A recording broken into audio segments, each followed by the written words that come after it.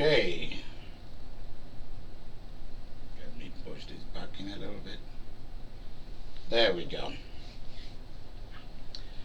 I want to welcome you, those of you on Facebook. I welcome you um, to our program tonight. Um, I think I am not sure. I think we should be able to have people on. We didn't turn something on Periscope, but let's just go with let's go with YouTube and with Facebook. Facebook is on. Facebook is on. So I will make sure that you are able to see me very clearly, and we are able to work on this together tonight. Thank you so much for joining us. Let me ask the readers for tonight to begin to read to us. When they finish reading, I'm going to tell you exactly where we are heading. Let's go. Genesis chapter 27. We are going to read from verse 1 to 43. There are 3 readers tonight. Please, will you give these, attach some great value to what we are about to do. Let's go. Genesis 27 from verse 1. Now it came to pass, when Isaac was old and his eyes were so dim that he could not see, that he called Esau, his elder son, and said to him, My son. And he answered him, Here I am. Then he said, Behold now, I am old, and I do not know the day of my death. Now therefore, please take your weapon and your quiver and your bow, and go out to the field and hunt game for me, and make me a favorite food such as I love, and bring it to me, that I may eat and make my soul, that I may eat, that my soul may bless you before I die. Now Rebekah was listening when Isaac said to Esau his son, and Esau went to the field and hunt game and to bring it. Verse 6. Then Rebekah said to Jacob her son, saying, Indeed, I heard your father speak to Esau, your brother, saying, Bring me game and make favorite food for me, that I may eat it and bless you. Mary, stop. Mary, stop. Begin again from verse 1. Let's go this way. This will be better. Did I start? Start again from verse number 1. Okay. Genesis chapter 27 from verse 1. Now it came to pass, when Isaac was old and his eyes were so dim that he could not see, that he called Esau, his elder son, and said to him, My son. And he answered him, Here I am. Then he said, Behold now, I am old. I do not know the day of my death. Now therefore, please take your weapon and quiver and your bow, and go out to the field and hunt game for me, and make me a favorite food such as I love, and bring it to me, that I may eat, that my soul may bless you before I die. Stop there. Stop there. Isaac. Stop there. Hold on to make sure you know where you stop. Make sure you know exactly where you stop. Let's go. Isaac was one of the most favored person that has ever been born on the earth. Isaac, whose name means laughter.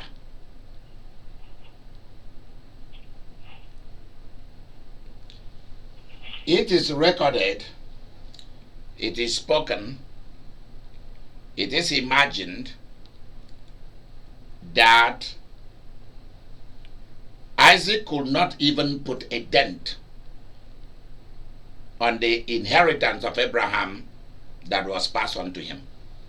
He could not even put a dent on it. Because Abraham will be considered to be a multi-trillionaire in today's value.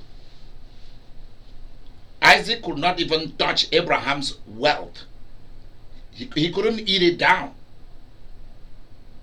He had so much money. Abraham's family was like the reigning thing during his time, except for a king. There was a king who were richer than Abraham, and those were the Pharaoh of Egypt, and there was another mighty king who was also a high priest, Melchizedek. Those two were richer than Abraham. But considering where he came from, considering his background, there was no one that was as great as these three kings. Abraham was considered a king in his own right over his household. And when we talk about Abraham's household, we are not talking about 1,000 people. We are talking about so much explosion of human beings that he had an army, soldiers that were able to go to war. And he was never defeated. Why was Abraham so blessed? Why was Melchizedek so blessed? Why were they so rich? Like, that's the word I should use. Why were they so rich? Why were they so wealthy? Why was there so much accumulation of wealth?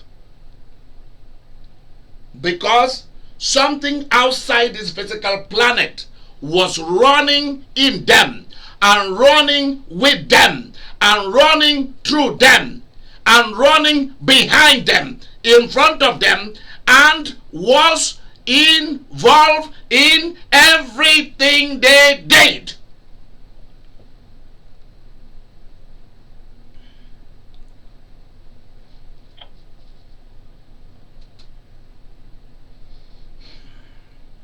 So here comes Isaac, the favored one, the promised one. Let me make it very clear to you. What is going to stand in your life is not even your professional skill, or your educational skill or certificates, or your experiences in life. All of this matters a lot. But what is going to make a difference is the promise that God made to you concerning anything, because that is what is going to stand. Every other thing will not stand except the promise.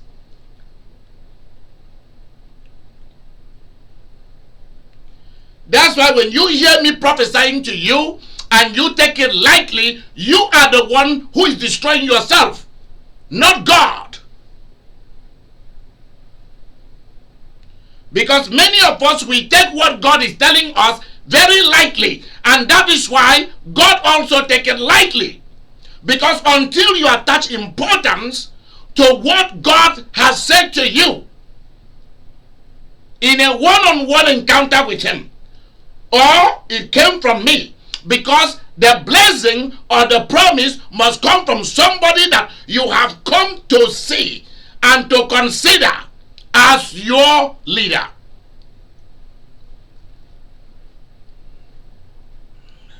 As your guide.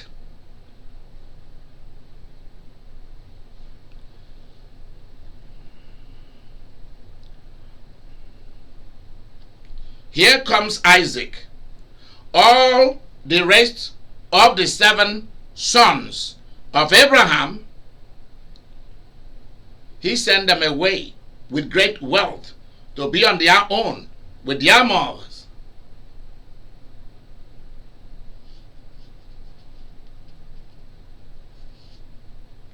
But for Isaac, he stayed back in the family and was enjoying wealth. But don't let that fool you. Because the blessing thing is in the family. It will always push you that even though your parent has so much, you will also want to build a name for yourself. So Isaac did. And accumulated so much wealth.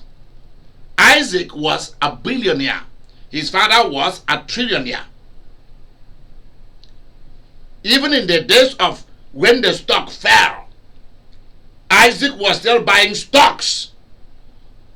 Mutual funds was still in business and did not look at the stock falling, crashing,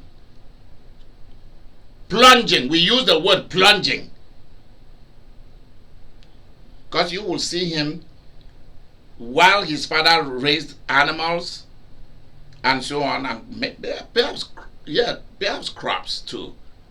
Who knows? But mostly animals, and then buying land. So Abraham was into buying land and raising animals, and also warfare,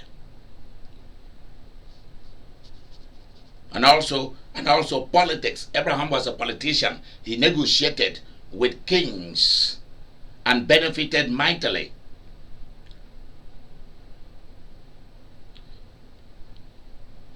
But Isaac was into agriculture, raising crops and digging wells. That's what he was known for.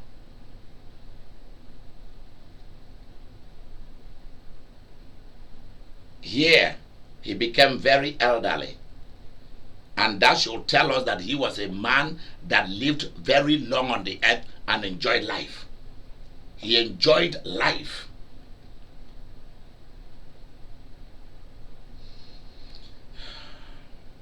But here, for some reason, he became also, he couldn't see very well anymore. That's the word I will use. He could not see very well.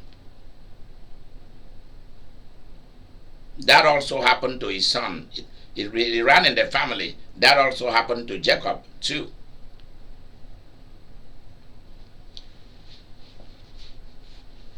So he said, he called his first son Esau. Esau was like the leader, has begun to lead the family. Military wise, because you are talking of, when we say Isaac's family, you are talking about you are talking like about, I don't know whether we should say like about 100,000 human beings. It was a lot of people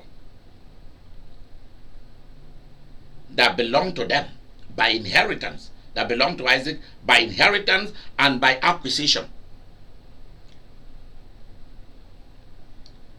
So we see that Isaac built on the wealth of Abraham.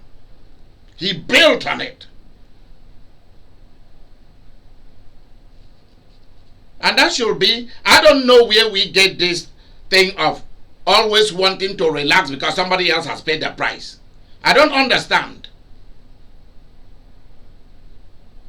People are waiting to see you pay the price, then they just relax and enjoy until the wealth finish, instead of building on it and using it to create wealth. You use wealth to build wealth. You use riches to build riches. You use money to build money. Where do we get these ideas of we don't want to suffer? Somebody suffered to get you that thing.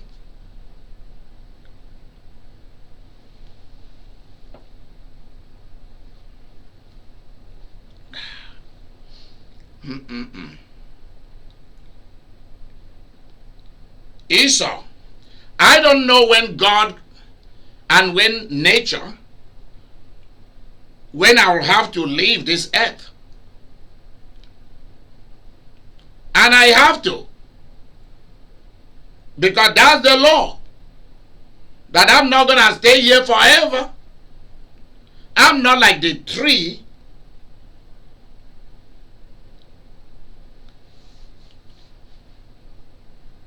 Like we read from Isaiah yesterday, that like the tree will be the life of humans. There are trees that are like 1,000 years old. If you ask me, I don't like the fact that human beings have to die. I don't like that. I really hate it. And God knows that I do. And it's one of the quarrels that I have with Lucifer. I'm serious. That's one of the reasons that they hate me. Because I hate them with their passion. I'm serious, I do. I don't like any spirit or any forces or any human being who knows that you don't know, and they use your lack of knowledge to their advantage. I just hate it. I don't like it.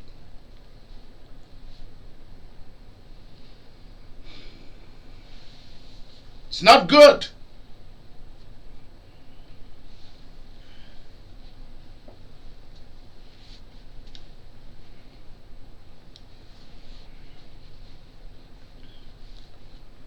Isaac said to his son,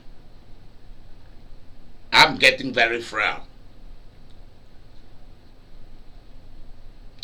Take your weapons, your hunting weapons.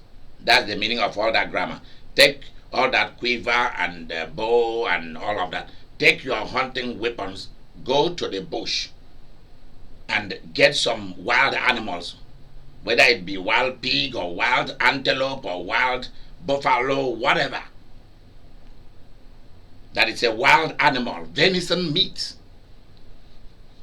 Like deer is a venison. Get me some deer.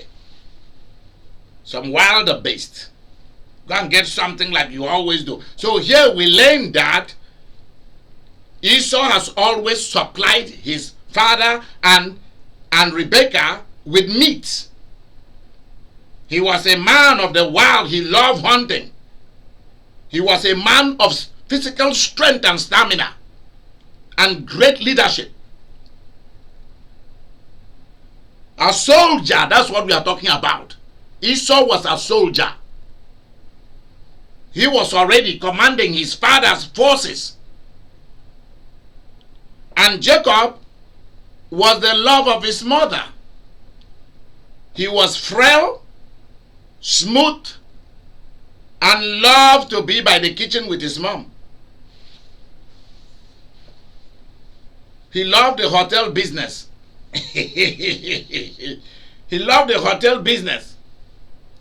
Esau is the one that pays the price. He brings the meat. Then Jacob has to share what Esau even brought home. Come on.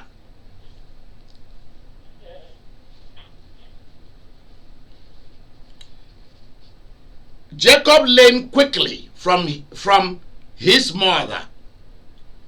His mother might have whispered something to him about what happened when they were in the womb. What God said. Isaac said to Esau, go, get some venison, get some animals out there, bring it. Come and prepare me nice pepper soup. Come and prepare me like you normally do. Like you normally bring and give to your mother to give to me to eat and to drink. We see here that he was a man, Isaac was a man that enjoyed life to the fullest. So when you saw that broadcast I did last night about the things that I'll be talking about, they say, is this what pastors are supposed to talk about? Listen, I am a priest. One side, there is a side of me that is a worldly person completely. I'm interested in what is there in life, because let me tell you, I won't even be remembered for what I'm doing for God except among God's people. In the world, I'll be remembered for the things I did out there in the world. It will be remembered far more longer than what I did in the church. So that's why I am in two different systems. The church system and the world system. And the world is part of the church anyway, and the church is part of the world anyway. We fool ourselves by telling ourselves that we don't belong to the world. Who tells you? This world, that's where you belong. Unless the way worldly people do things, some of the things they do we may not like, but you can seize it and use it to your own advantage anyway, if you are smart enough. And Isaac added something. He said, that I may eat and drink, and then my soul, my real person, Isaac the spirit, me, I will bless you. So it was until something changed hands that something passed. So will pass to Esau. So the blessing is not given freely. There's a price for it. You go and hunt all day, that's the price, and then you come and prepare it yourself. Isaac did not say, when you bring it, you give it to your mother this time to prepare. He said, you have to do it, which means that there are times that Esau actually prepared food for Isaac. When Esau killed a wild animal, bring it home, a deer, an antelope, a buffalo, something, a wild something, he prepares it, give to his mother, give to his brother, and give to his father. So he knows how to prepare nice dish. And it means that Isaac loves Esau's preparation also.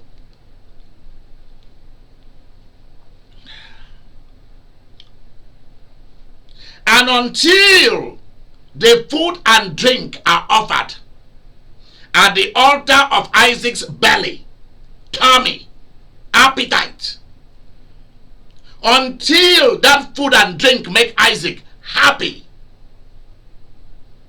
Isaac is not going to release the blessing. That teaches us something about the blessing here.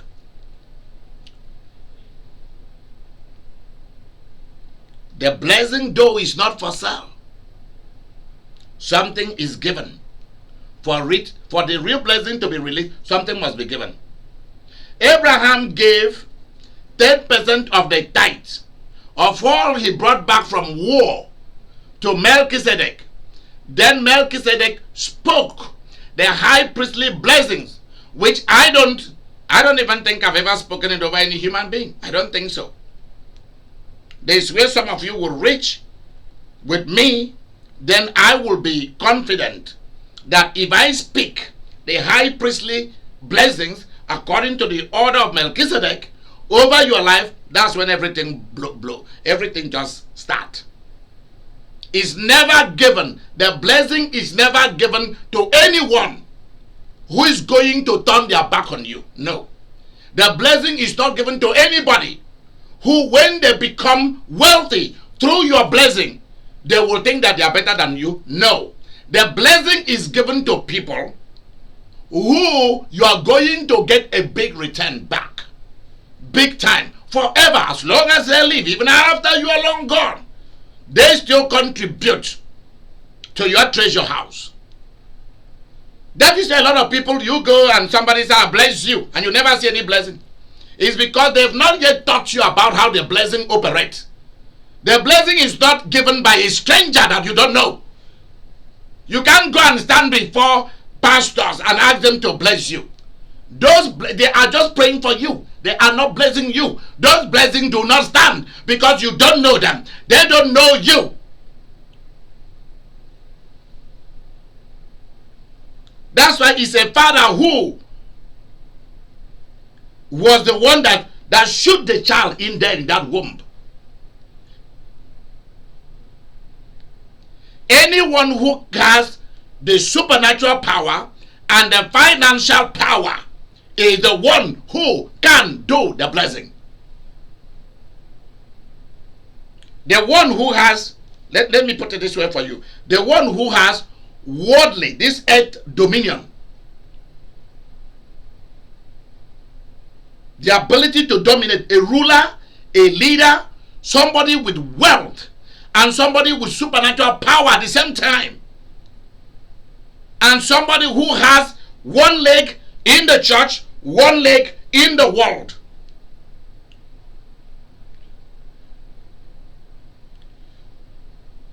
Those are the kind of people. It's not just anybody. It's not somebody who is 100% church folk can bless you. No. It must be somebody who is serving the world itself. And Isaac was like that. Abraham was like that. Melchizedek was like that. The devil cannot bless anybody because he was given authority to run a department in heaven, and every archangel and every creature that runs departments in the sky realms of God Almighty are also given authority in one form or the other to run something on the earth. A real person from God cannot just be church oriented. You must also be worldly oriented. You must have something to do in the world out there. That's why this particular program that I'm doing right now, somebody like Roslyn will be saying, thank you, Jesus. I've always known this. Oh, thank you that my prayer is being confirmed. Some people say that I'm so worldly. I drink, I sex, I pursue money, I negotiate with people, and they condemn me.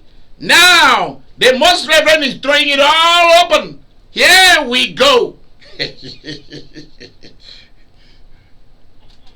And people like Vivian are just looking like school kids. Welcome to school. And Rosalind will say, was I not telling you this a long time ago? Now you are hearing it from the Archbishop. Now you'll believe me. And Vivian will go, don't blame me, sweetheart, don't blame me. Don't blame me, sister. You know, I was brought up in the church 100%. Even the Archbishop knows that I am a church girl. That's how she justifies it. Woo! And Mary is far away watching two of them and saying, you know what? I already stepped in. I'm not going back. And Nancy goes, yeah, that's it. I love it.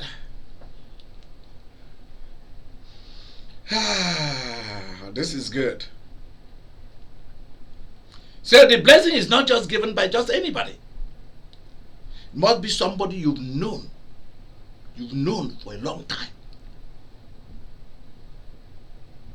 It's like giving somebody a position of leadership, a president of a nation, a president of a company. You cannot just bring anybody and put in there. You start having problem. Why?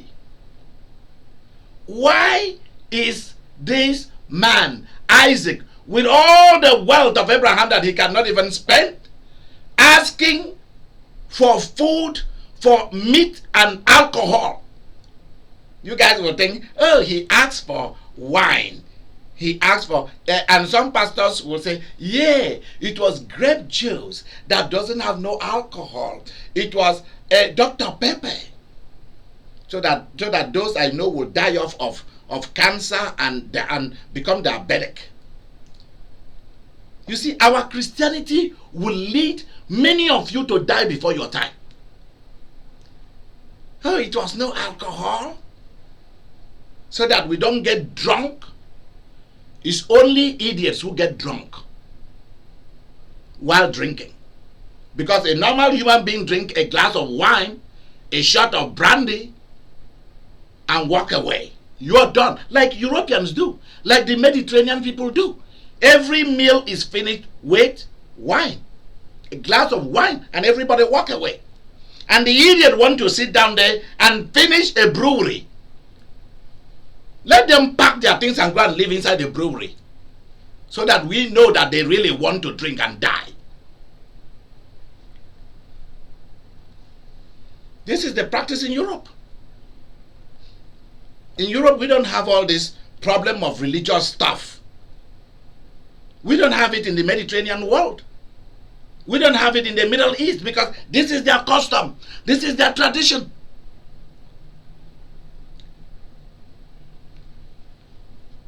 Like you go into some of the Middle Eastern countries and Asian countries, a visitor comes or it's time for dinner, they will also light the candle, light incense.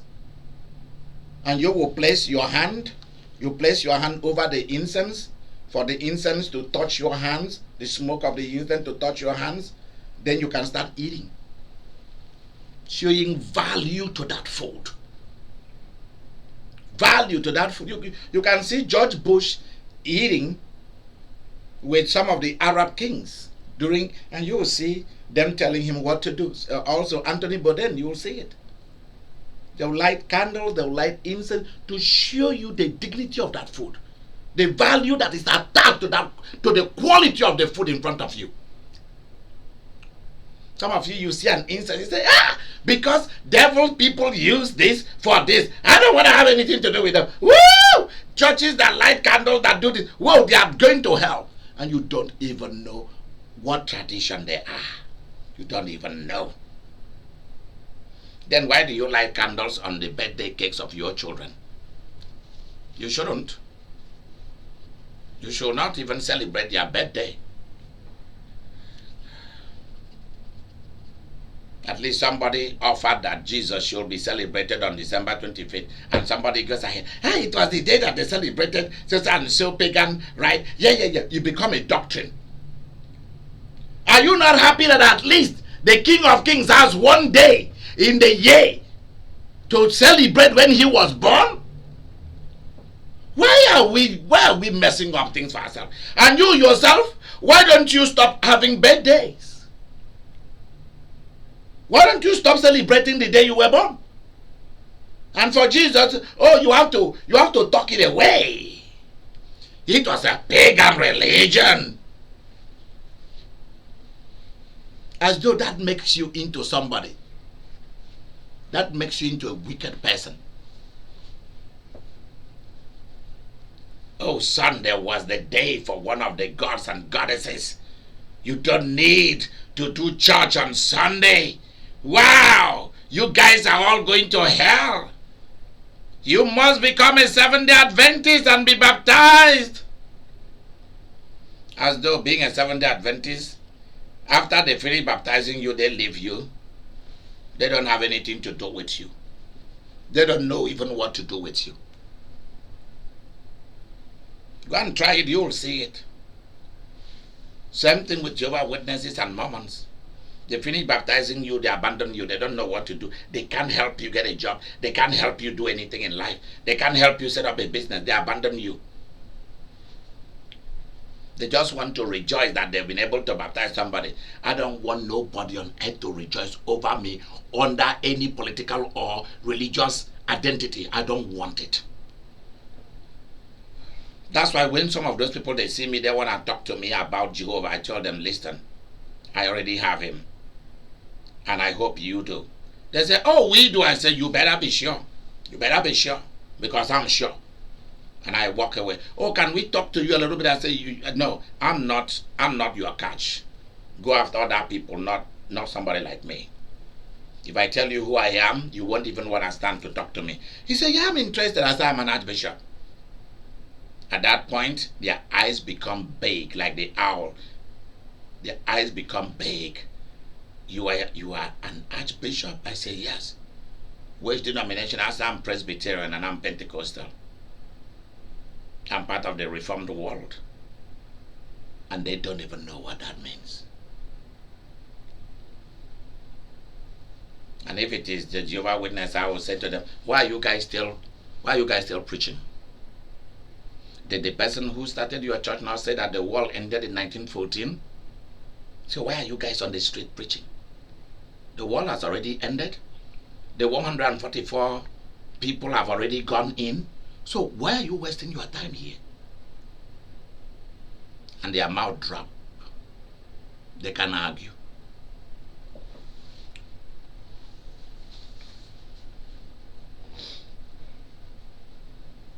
For the moments, I don't even spend time with them. I tell you, come, I'll give you a can of beer to drink with me. I'm mocking them. Or I will ask Nancy to make us cup of tea for us to drink. I'm mocking their doctrine. Don't drink tea. Don't drink alcohol. And they are already sinning by taking Tylenol. All this medicine to their life and it's full of alcohol. They're already sinning and they are all going to hell for taking Tylenol. What is the one for NyQuil and DayQuil? They're already sinning. They make laws that are useless.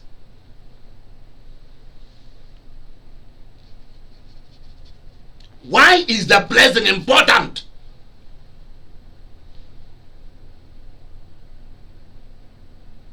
The blessing must reside with the leader. The blessing must reside with the leader. Somebody who is going to lead, who that person carries the seed of the future. The blessing is not with everybody in the family.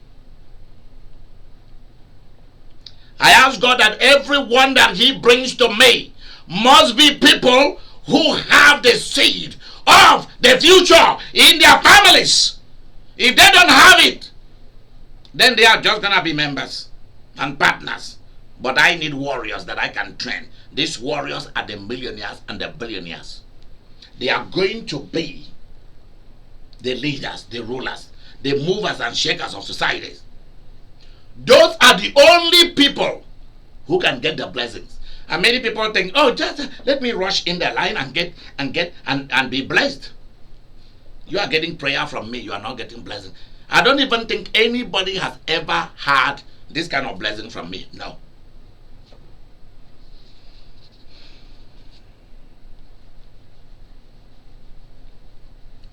Maybe one person might have gotten it.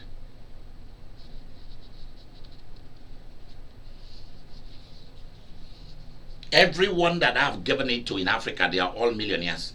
They are all in the highest places of authority in society. All of them. That's why I'm very selective.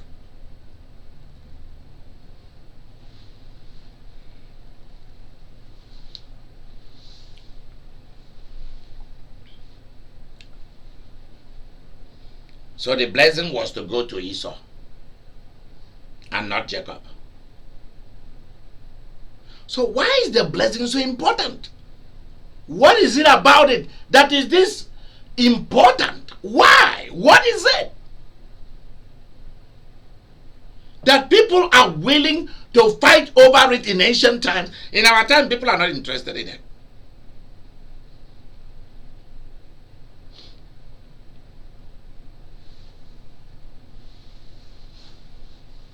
Remember, my mother wanted to pray for me and bless me. I said, Mom, you are not allowed to. You cannot bless me. She said, why? I said, because Daddy has already done it and he told you about it. You cannot replace what he has done. And that's just it.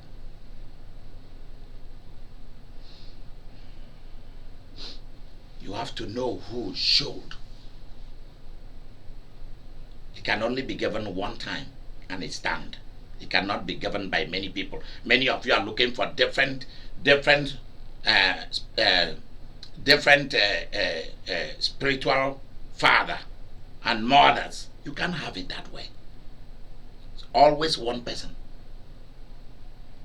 And if you watch people who have so many spiritual fathers, they always end up running into trouble. I know of somebody who T.D. Jakes was her spiritual father. Then Duncan of Ghana was her spiritual father. Then another person who was her spiritual father. Then immediately I saw that, I knew that it is wrong, because coming from the order of Melchizedek, coming from the order of Jesus, how Jesus does his business, I realized something is wrong with that. This person is going to have problem. This person is going to have problem. By the time you know it, that person's church closed down.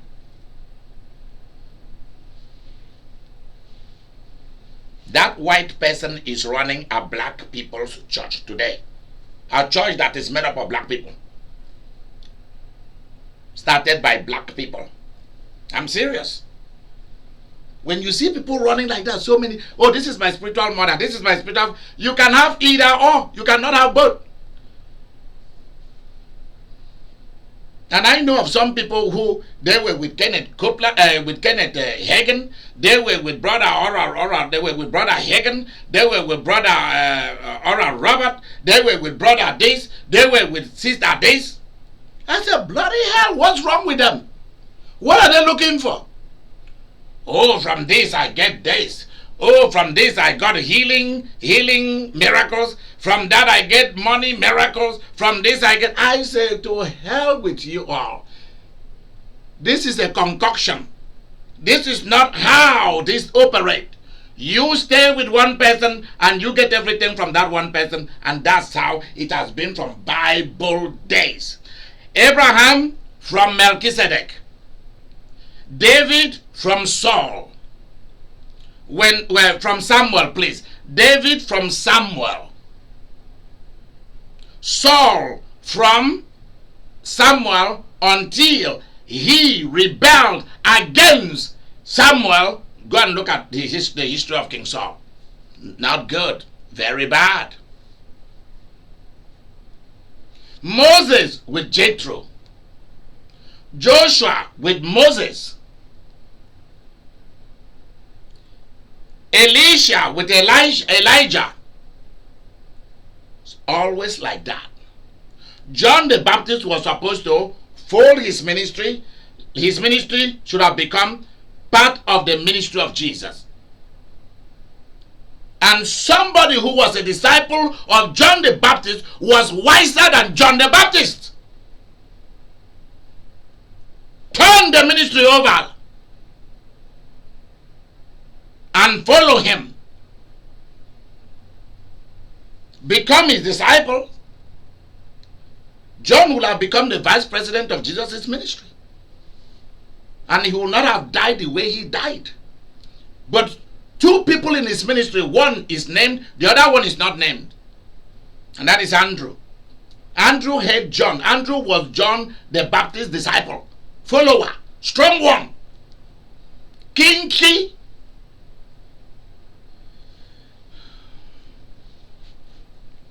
He saw Jesus. He heard what John said about Jesus. He left John and followed Jesus. He never returned back to John the Baptist. John the Baptist, after the person that you were preparing the people for, you were preparing people for baptism, for them to accept Jesus. Now Jesus was here. Do you know that even though Jesus was there, John was still preaching about the Jesus that was to come? Can you imagine such confusion?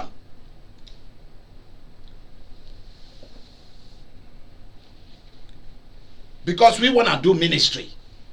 God gave us ministry. And there is no way out for us to have food and drink, for us to have salary, except we stay in ministry. Who tells you? In some instances, I question pastors. Is pastoral work supposed to be a full-time mission? For some who are really called into this. Are you not supposed to make a living through some other ways?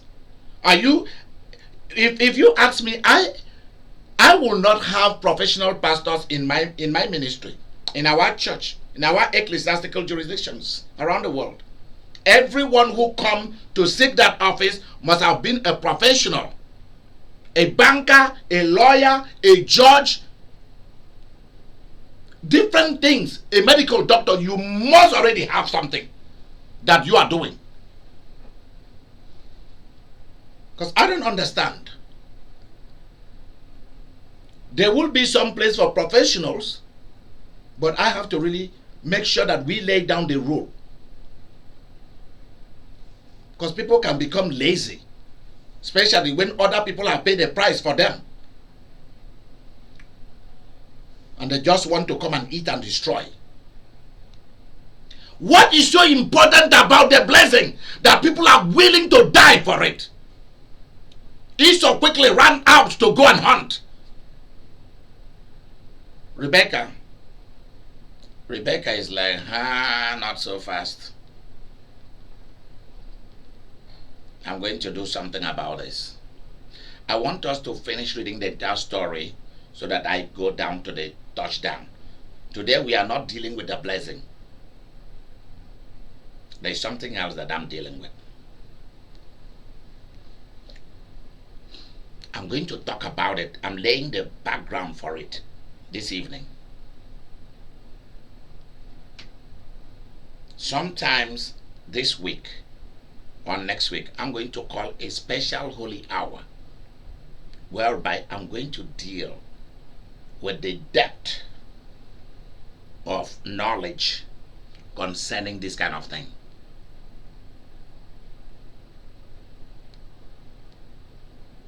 Let me tell you what I'm going after. Who sold you? Who sold you? Who sold your family? Who rose up from your family and went somewhere and sold everybody?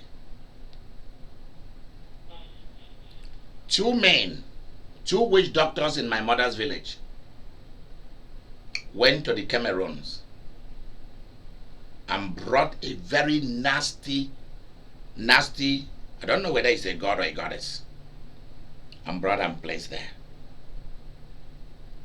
And when they went to go and get that thing from Cameroon,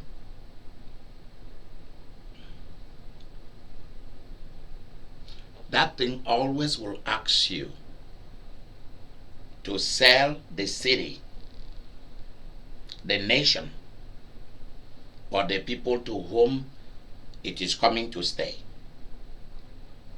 You are calling that thing to give protection and prosperity and money, wealth. But the person who brought it is the only person who is going. That man and his family for generations to come are the ones who are going to enjoy everything that is in that place. Because when you go to the water or to Baal in the sky realm, or you go to the forest gods and goddesses, or you go to the queen of the coast, or you go to hell, the land of the dead, ancestral people who are long gone, and you are going to ask them for something. You who went to ask, you are selling everybody, because you will have to sell them, because they are not taking only you. You are going to sell everybody, and the forces you sold them to, or the people you sold them to, are going to give you everything that should have belonged to everybody.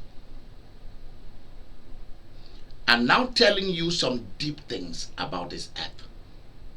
The last 20 years in American history, the last 20 years or more, has been a history of constant selling of this nation. And it's not just America. Different nations of Africa, Middle East, Asia, Eastern Europe, Western Europe, there have been people whose job has been to sell their nation.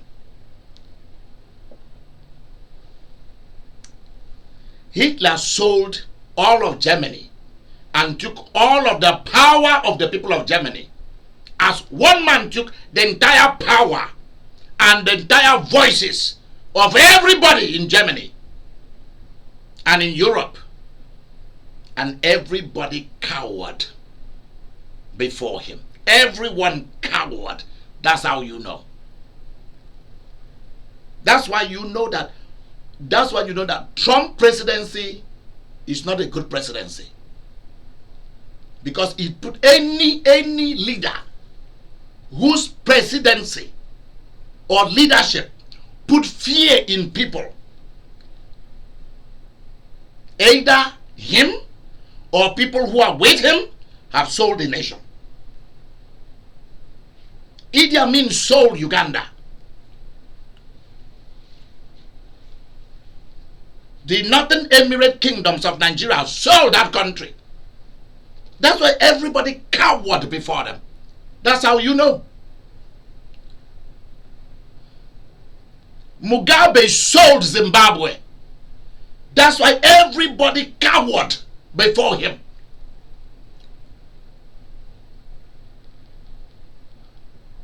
Nelson Mandela did not sell anybody. That's why everybody rallied around him, loved him, and he only stayed there for 4 years. If that man wanted to stay there till he died, they would have allowed him. But he stayed only 4 years and told them, I have given my all to my nation. Somebody else should continue. That's how you know a good person. Power is not everything to a good person. If you see a good leader, power is not everything. Like you see Putin. Putin wants to stay there till 2030 something. That is a bad person that has sold his country. And that is why everyone cowered before him.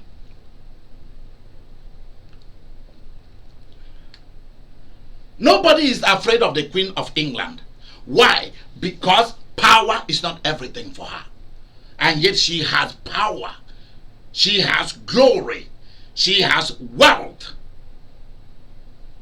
The House of Tudor could have decided to do what they want, and England will be behind them, but it's a different kind of leadership from Elizabeth II. Everyone loves her and her family. They don't fear them. They don't cower before them. I'm just letting you see, because this is the truth. Whether you like it or not, I am bringing it before you. If you are before Warren Buffett, you will see the peace that will flow. Or if you are before like somebody like the Dalai Lama, you will see the peace that flows. Even though he's of a different religion. If you stand before John the 23rd, Angelo Giovanni Roncalli, we call him the Fat Pope, John the 23rd from Bergamo, you feel peace. And of course I knew it, because at the end of the day, the Secretariat, the Roman Catholic Secretariat, the papal office said, oh, he did not push for the power of Rome. Him and Cardinal Beer, B-E-A. I think he's from Austria or somewhere there. That man has to finish. That man worked with 3 popes, Cardinal Beer.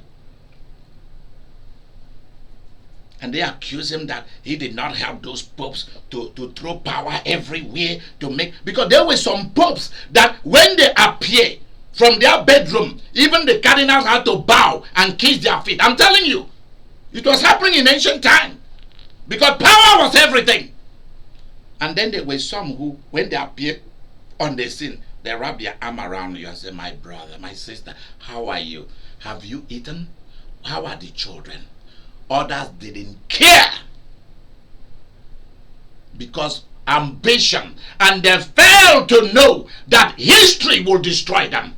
Long after they are gone, history will destroy them. Today, go and talk to Chinese people about Mao Zedong. Nobody want to talk about him. Where are his effigies? They've all been pulled down and hidden away. Where is Saddam Hussein's effigies? They are all gone. Quickly, they disappear. After the Nazi regime fell, they all scattered and ran. Same people who cowered before Hitler, they all fled. They couldn't even stand to face justice. They all fled to try to escape from what they have done wrong. That's why you don't give the blessing to an evil, ambitious person. But that is not what is running in this family. In the Isaac of Jacob, in the family of Isaac, Rebekah, Jacob, and Esau, that's not what is running. It's a different kind of thing that is playing out. Because there was a promise, there was a revelation, and Rebekah is going by revelation, while Isaac is going by pure tradition, pure instinct of tradition. Keep reading, Mary. Keep reading. Verse 5. Now Rebekah was listening when Isaac spoke to Esau, his son. And Esau went to the field to hunt game and to bring it. So Rebekah spoke to Jacob her son, saying, Indeed, I heard your father say to Esau your brother, saying, Bring me game and make savory food for me, that I may eat it, and bless you in the presence of the Lord before my death.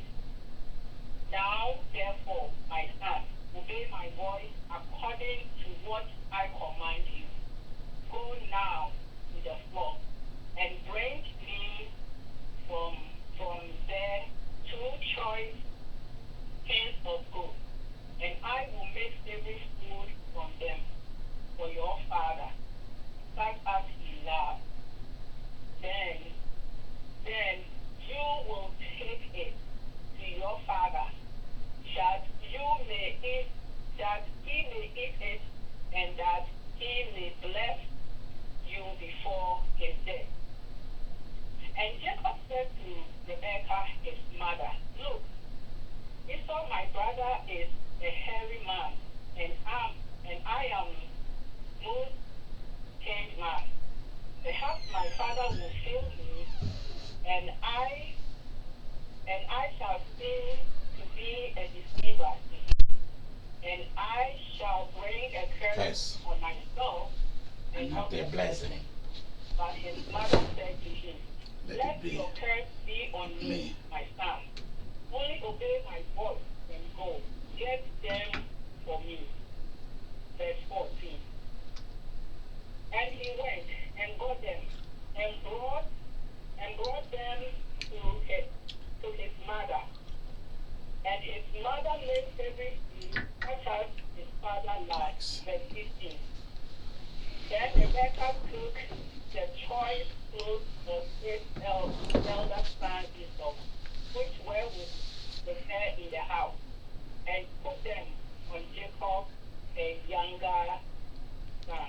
Okay, before this is very sweet story. I love it. Before Roslyn, you jump in and start reading. Have you guys seen that? It looks like the family, though it was intact, the father loved the strong military hunting man. That was a man. That's Esau. So Esau was Isaac's favorite child. Let's begin to put it the way it is. Jacob was mommy's boy, mommy's favorite child. Because even the way it is written in sacred scriptures, it is written in such a way that Jacob is called her son. So Jacob is mommy's sweet, darling boy. And for Isaac, this is how I saw it also. Jacob wasn't like this strong, tough wrestler, fighting, animal hunting. He wasn't an outdoor man. He wasn't a macho man. He was not. So mommy has to take care of Jacob. Sickly Jacob. Always behind mommy. In the Caribbean they say that is mommy's butt. Caribbean people, when they see a son like that, they say it's the extension of mommy's behind. That's what they say in the Caribbean. So Jacob is privy to the secrecy of the family. Why? Because mommy is whispering things that daddy is saying to Jacob. So whenever daddy is speaking to his favorite son, Esau, mommy is listening. Even if mommy was not invited to the conversation, mommy is listening. Why? Because mommy wants to make sure that everything is not going to affect Jacob. And she was right. Why? She was protecting Jacob like that because of one thing. And what was that one thing? Those of you on the line, please, can you answer? What was the one reason that mommy was protecting Jacob from birth like that? What was the reason? The blessing. The revelation. That's the most important thing that you should guide, you should guard, you should protect is the promise. The blessing, the revelation is what you should protect. For example, I know that we are going to have shelters. This is not something that will happen when we are gone from the earth. No, we are going to have massive shelters in different states. We are going to have places for battered women and their children, work programs. We are going to have all this. Why? Because I received a revelation. I was asked to leave the job I was doing in Florida and to move out. I was not even told where I was going. Somebody that I did not know was told in a dream. The person went to bed in the night. This is a professional person that was in charge of what do we call adoption. Where they adopt, she's in charge of the adoption with the social services. Ordinary person, God went to give the lady a dream, a vision, my name, my how I look like, and also where my job was at that time. And the lady drove to the job to come and look for me. She's never seen me, never known me. So you have to leave this job because what you are going to have will be 100 times bigger than where you are. And I left. After a lot of struggle that I didn't want to leave. Then things started to happen. Then I have to go. Those things, those kind of things, different prophecies that come from seasoned people who cannot lie, people for whom being a prophet does not mean anything. They never asked to be one. People for whom having money does not mean anything. Those are the kind of people whom, when they talk to you, you listen to them. They are not doing it for any benefit.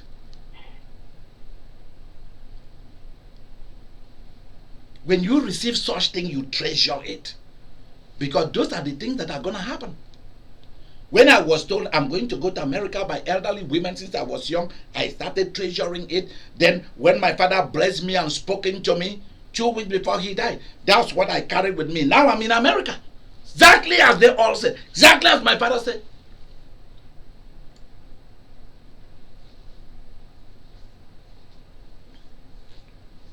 It's not everything people are trying to preach to you, talk to you, bless you that you should accept. Just walk away because it's not for you.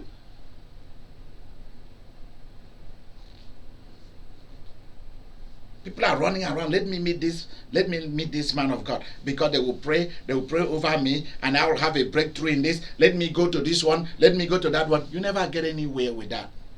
Never. You go back to where you started. Rossi, keep reading, please. Thank you. Verse 16. She also covered his hands and the smooth part of his neck with the goat skin. Then she handed to her son Jacob the tasty food and the bread she had made. He went to his father and said, "My father." "Yes, my son," he answered.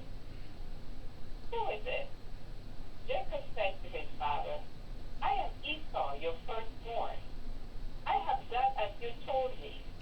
Please sit up and eat some of my game, so that you may give me your blessing." It's something like this, Roslyn. It's something like this. It sounded like this.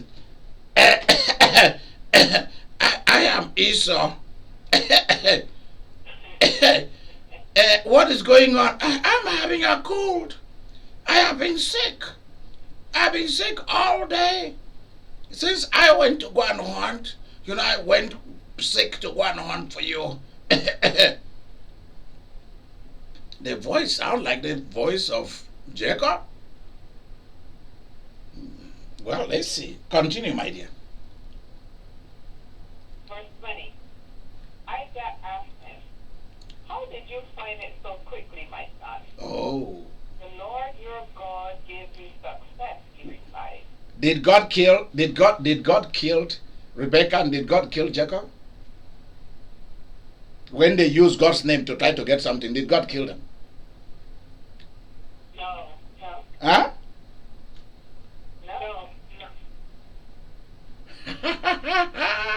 Why didn't God kill them? Thou shalt not use the name of the Lord thy God in vain. And throughout the Bible, you see people, God's people, use God's name to get something, and they got it. And God didn't kill them.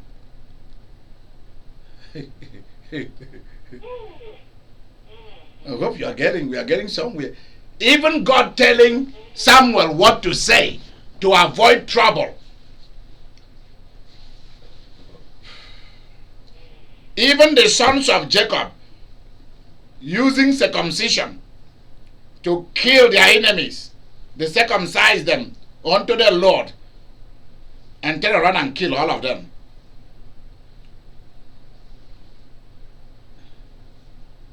Tell me about it. We will come to this and we are going to tackle it. Why did some people in the Bible use God's name to get something, and God did not act against them? God didn't kill them. God didn't slay them. In fact, they went ahead and prospered. And God approved of it. Why do you think that Jacob says that? Why did Jacob say it was the Lord your God who gave it to me so quickly? In fact, by the time I entered the bush, the animal was there waiting for me and said, "Is your name Esau?" He said, "Yes, I am." The animal was even talking to me. I've been waiting for you. It is the Lord your God. You know how it sounded like? Do you know where we go back with that kind of sentence?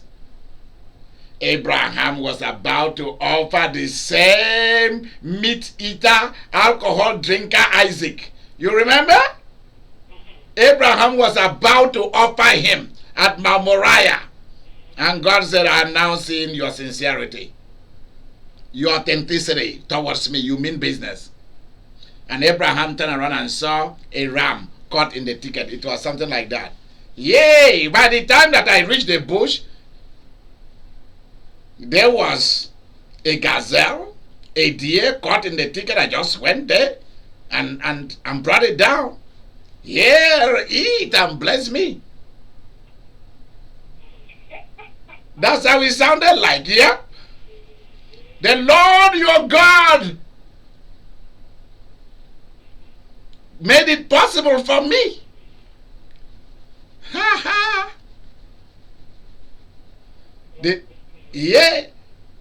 And also, Jacob was speaking the language of his father, because he knew the tradition of God reigned in his family. If you add God to the whole thing, they will believe you, even if you don't mean it. Somebody is laughing. Yeah, put God into it and it will work. Keep reading, my dear. Verse 21. That must have made Isaac to smile and said, "Woo! My God is powerful. See how my God is favoring my children. Woo!" You should know sometimes that you know what somebody hold very dear. You want to obtain something from that person, you go through the side that you know that they operate. You know? That's what you do. And you get something. I don't know whether I told you guys about, I was at an airport and there was a short guy with a long hair with his wife and children. I mean, I could imagine that short, tiny little man. He had all those kids, a lot of kids. And they were all going, towards the security. They finished the check-in. They are now going towards security. And I saw two white guys. They were like middle-aged, I think so. I can't remember. And then, and they were arguing the same thing that I was thinking. How can that man has all these many kids? So they were arguing, and so one said to the other, he's a Japanese. He looks like a Japanese. The other one said he looked like a Chinese. The other one said he looked like this. And they were arguing, and I'm coming towards them, and they are arguing about where he's from. You know? So I saw that they were arguing. I said, "Hey, gentlemen, are you guys thinking what I'm thinking?" They said, "What?" I said, "About that guy and all that many kids and wife, that little woman has all that." They say, "Yeah." You know, they are now talking softly. They say, "Yeah, that's what we were arguing." I said, "Then let's bet. Let's gamble about this." And so this one said, "I can bet over my grandmother's grave. He's from Japan." The other one, "I can bet over this." He mentioned something. I'm telling you, he's from China. I told them, I said, "Since we are gambling, I bet in the name of the devil that he's a Mexican." That's what I told them. I bet in the name of the devil he's a Mexican.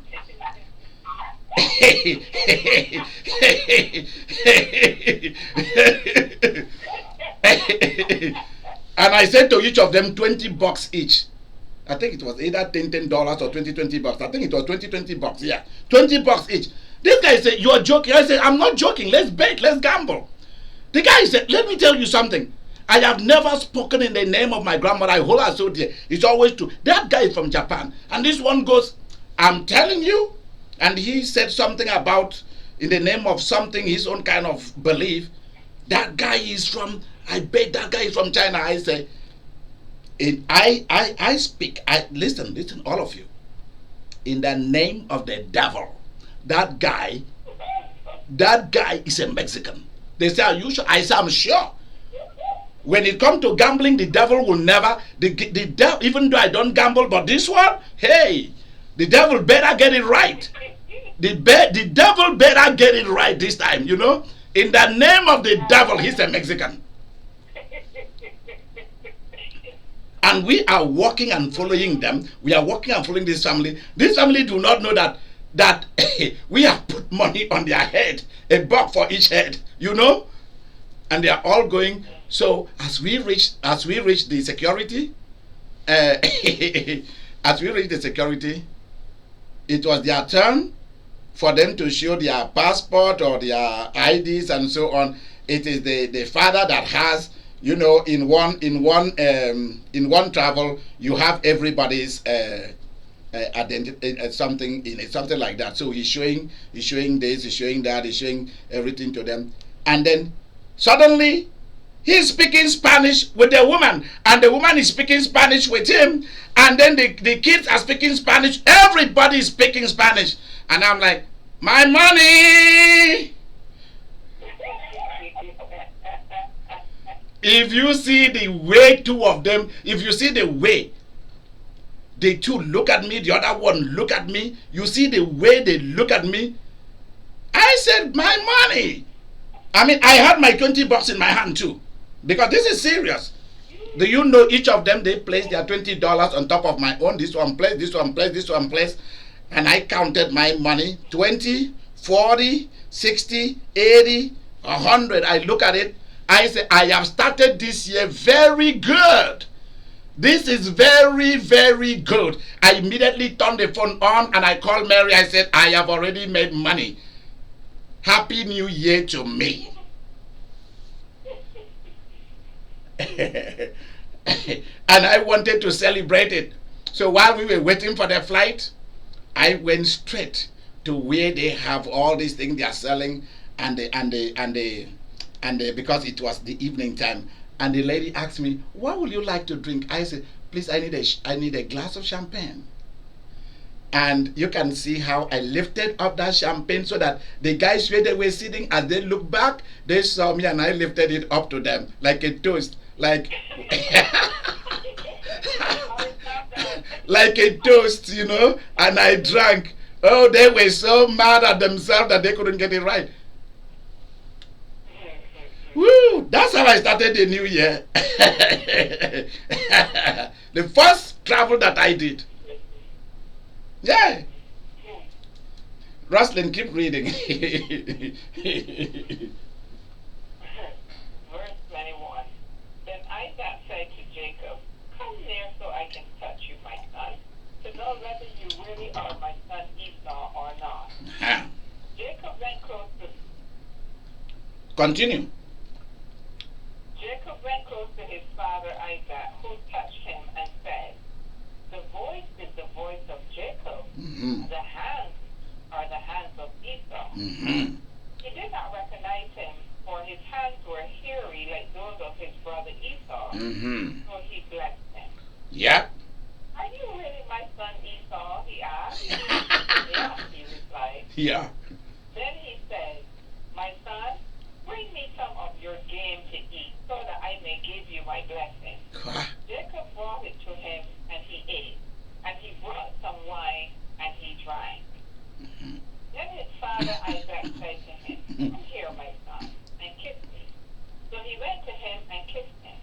When Isaac caught the smell of his clothes, he blessed him and said, the smell of my son is like the smell of the field that the Lord has blessed. Because you cannot eat and drink without giving the blessing. When once the money pass hand, or the food and drink pass hand, or the gold, or whatever, like immediately Abraham released of the huge. When we say tithe, it was huge. He gave him he gave Melchizedek human beings, gave gold. I mean, just name wealth. He gave him so much wealth, and immediately Melchizedek rose up and blessed Abraham. It was from that day that Abraham got initiated into what he was not supposed to encounter, because Melchizedek brought bread and wine and gave to Abraham, initiating him, ordaining him into the order of the prophets and the priests. and a ruler at the same time. That's very strange.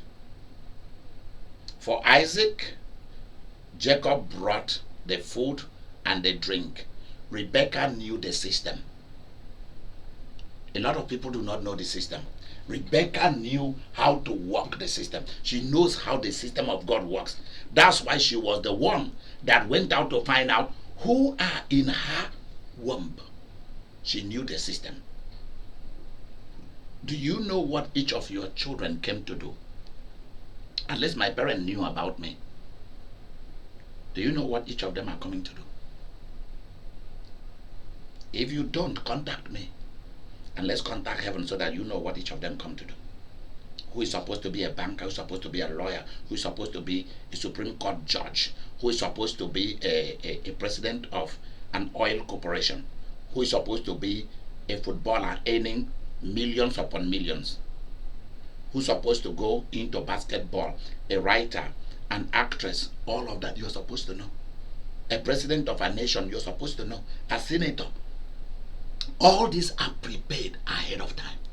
By God, if you go to inquire, Rebecca went to inquire and it was told him. So now, what God told her, Esau is coming to get, are you serious? Rebecca said, no way. You are going to get what belongs to you, however you get it. I don't care whether you tell a lie to get it. It will not be regarded as a lie. It will be regarded that by force, you are taking what belongs to you. Because the kingdom of God suffereth violence, and only the violent take it by force. Hallelujah. If you see somebody else is about to violate what is yours, to take what was made to you as a promise, it was given to you by heaven, and now human tradition, because Isaac is going by the flesh, by human tradition, the father passed it to the senior child. Jacob did not pass it to the senior child. God bypassed Jacob and went to Joseph. It wasn't Jacob that made Joseph into who he became.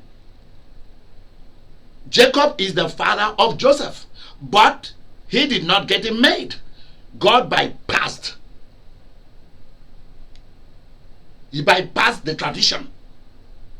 And let me tell you tonight, God is bypassing the tradition of your family and is going after you. God is bypassing the tradition that were written in this world and is going after you. There are people who were born before you, who have been in that job before you, who came to this country before you, who were born in Europe, who have been in that business. Their family have been doing that business for so many years. And here you are, Johnny just come, a JJC. Johnny just come. And yet you carry with you the blessing that is yet to be pronounced. Remember that Jacob, right from the womb, has the blessing that has not yet been pronounced. Even though Rebecca knew about the blessing that the son carried, Rebecca did not pronounce the blessing because it had to be pronounced by the leader, the supernatural leader of the family, and the financial leader of the family, and the earthly ruler of the family. There are some places that the person who is this kind of a person is a woman. For example, you see Abigail was in that position, pouring into David. You see Deborah was a prophetess, a queen, a ruler, so she can release that kind of blessing, and it stands. Doesn't matter whether the person is a man or a woman, does not matter. It's a different ball game. In England, is not Queen, is not Prince Philip that knight people. It's not Prince Charles that knight people. It's not the lords, the dukes and the duchess that knight people. Only one person can do it. Elizabeth II, the queen. Whether you like women or not, she alone can pronounce you, can knight you, can give you royalty office. Let's begin to face it the way it is.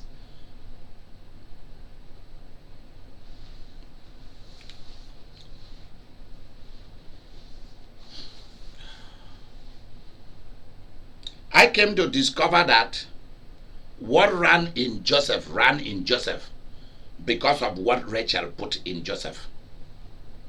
I'm serious. And now something is running in Jacob because of where Rebecca went to go and inquire. Isaac, who is supposed, who was laid on the altar about to be slain, didn't know this thing. He was sitting on his board chewing meat and drinking alcohol from Esau. He was busy enjoying life. There's a place to make wealth. There's also a place to make God. Ha ha! Ha ha ha!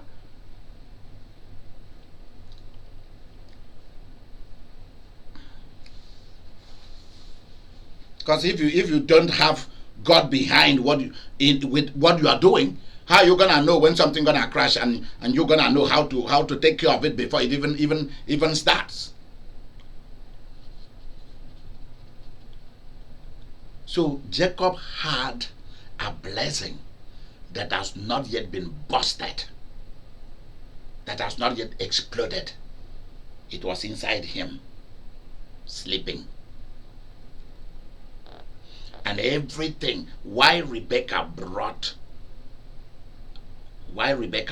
Jacob closer, not wanting Jacob to be out there in the field getting killed or getting injured, was because she knew that's the person who is going to run the family, and I have to protect this person.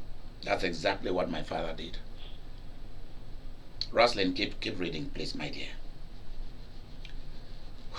Verse 28. May God give you of heaven's dew and of earth richness and abundance of grain and new wine.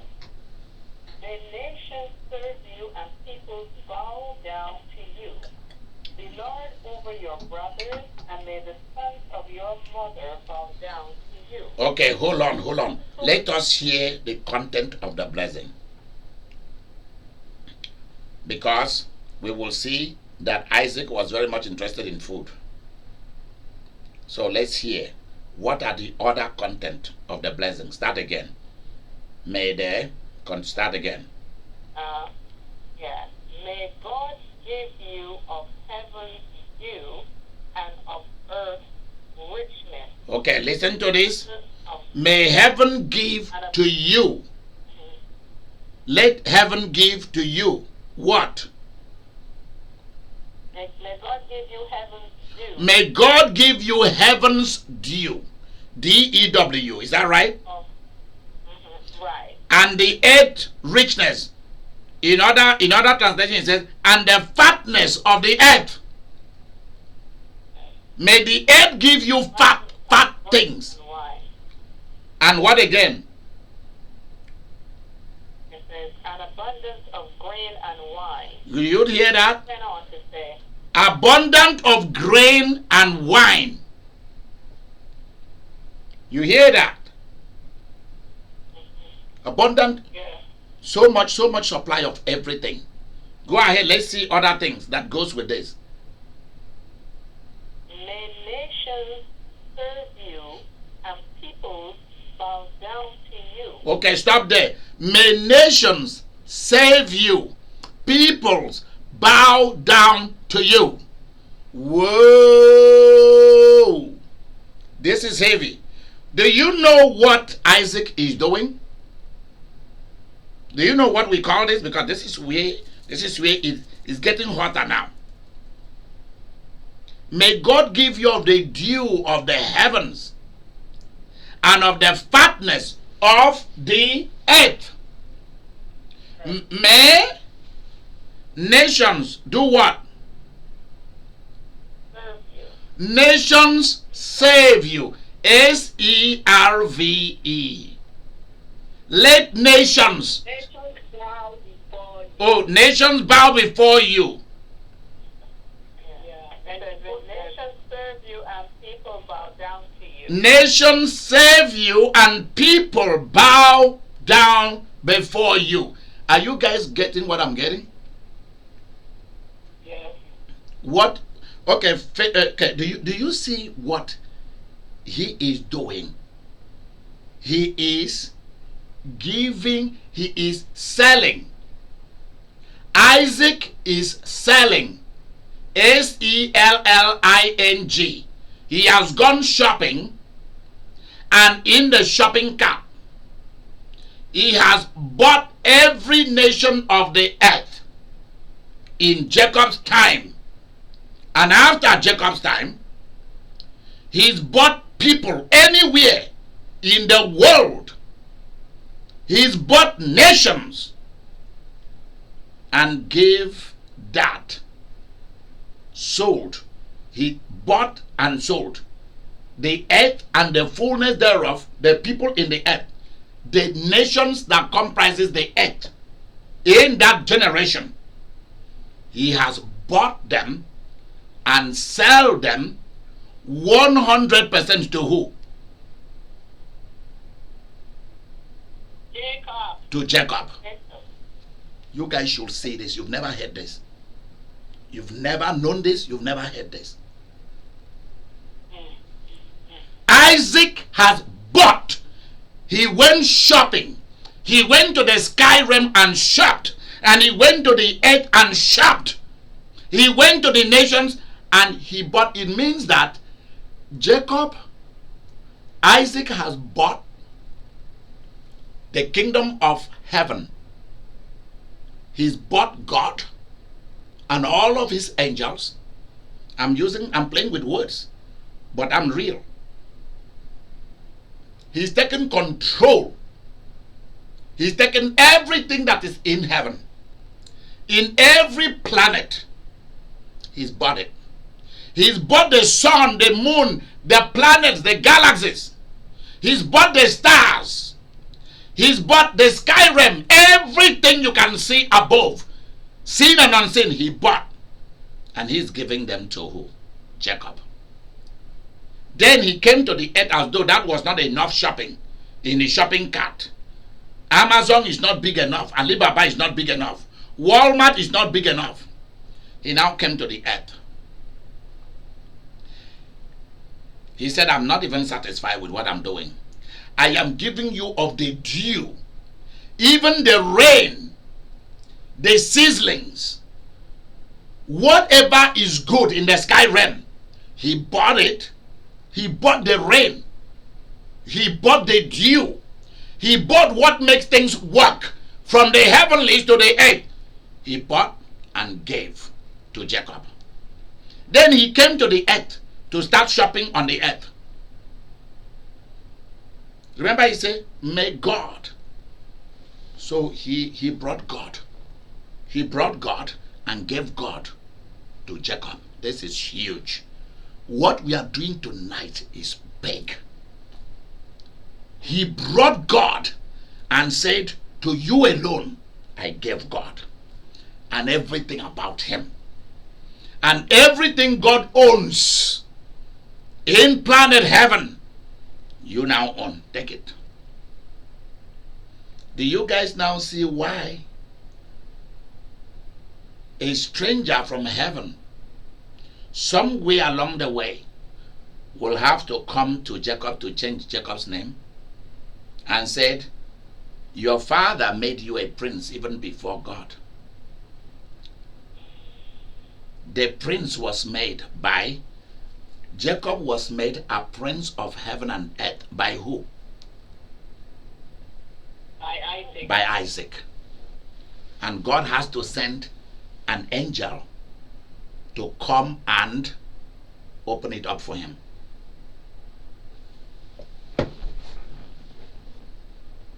I hope you guys are getting how one person can buy the earth. One person can buy everybody. One person can buy the blessing, the money, the material resources, the real estate. Oh, Jesus Christ. Oh, my God. One person can buy it all and give it to somebody else. And everything you'll be doing, you'll just be suffering. Because somebody else owns it. And this is what a lot of us are dealing with.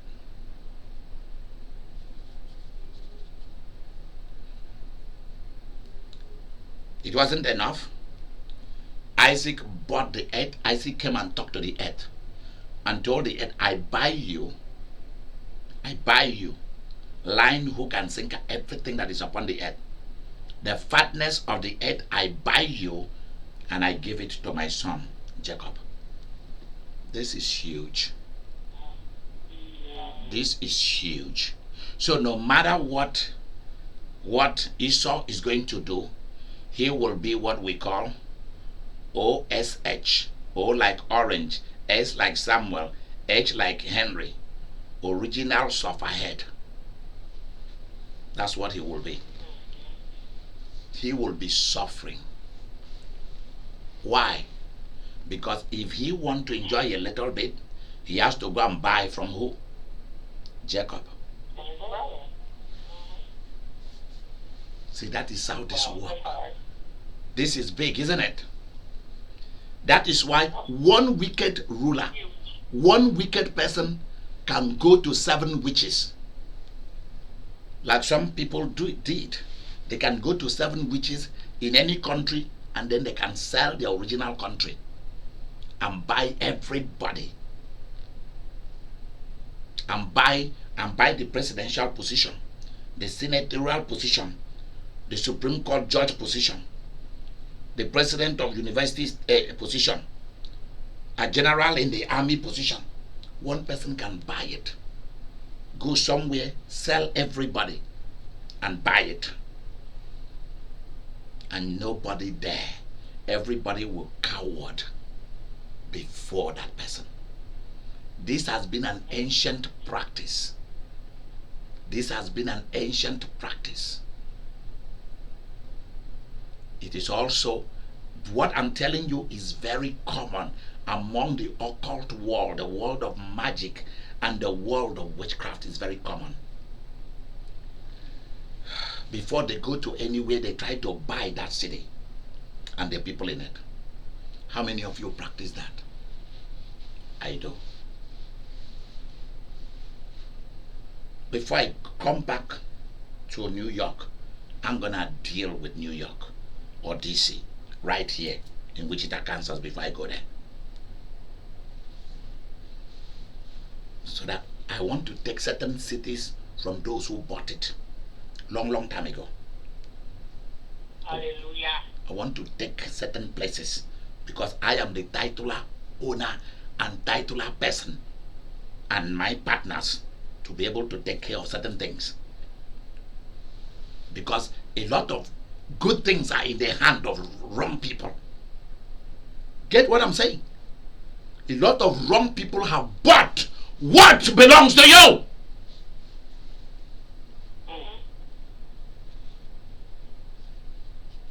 Do you know how many years ago Barbados was bought?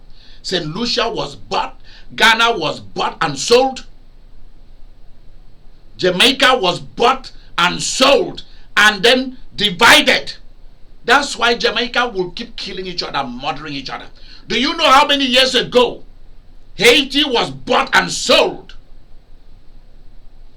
And you think you are going there to go and pray in the name of Jesus, blood of Jesus. Yay, I take back my days, I take that. You're joking because you don't understand how it is done. That's why after those people are finished doing those things, they go home, they have accident and die. Nobody hear of them anymore because you are going there empty to go and fight what you don't know. That's why I'm teaching you this. Isaac sold the world to his son. Why was Isaac doing that? Because God sold the ancient world to Abraham. And the world to come, that is the world after his generation, he sold it to his children. So Isaac is following in that tradition. Isaac is following in the tradition of buying and selling people, buying and selling nations. Ancient Egyptians knew when once a new pharaoh come, what is the ritual that is performed on him? Is giving him power over the nations. They give him power. That's why they introduce them into magic, into witchcraft, into the water world. The pharaohs, their daughters, all of that, they go to the river now to go and bath every morning while it's twilight. As the light of the day is coming, they've already finished taking their bath. They've already become one with the goddess of the water. And by the time the sun comes out fully, they are in tune with the powers of the sun. Yeah. They must buy all these powers and forces before they go to the throne. That's why all nations came to the Egyptians. Whenever you see any nation that has so much power that they become an empire, they've bought and sold the rest of the world.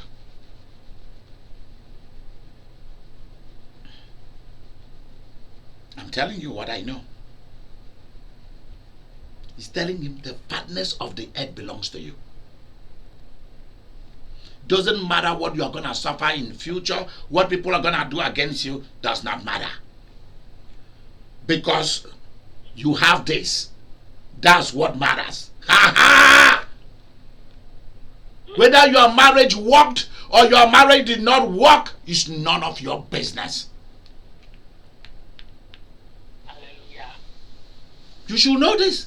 Whether your job worked or did not work is none of your business. As long as you got this. That's what matters. That's the shekele something. Woo!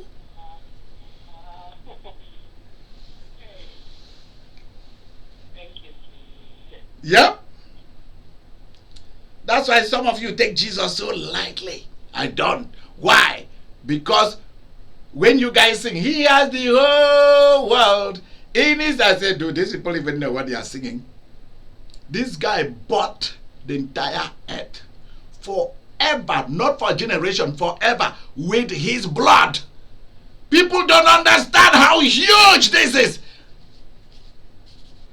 They think this is a Christmas and Easter programs. Seriously? That guy, as a man, bought the world that he has created and everything that is in it forever. So that you don't need to be going back from generation. God has to come back to come and repeat it on a person and so on. I mean, there will be people that he will kick into it. But Jesus came to make it even easier for us. So that even if you've not bought the whole world, you've not bought everybody, but at least your king bought everybody, and you say, because of my king, I bought everything and everybody. Pretty soon you see doors opening from everywhere. Everybody's begging you to come and be in charge of this, take in charge of this, come and have this, come and take this. You become wealthy and nobody knows the secret behind it except Idika Imeri.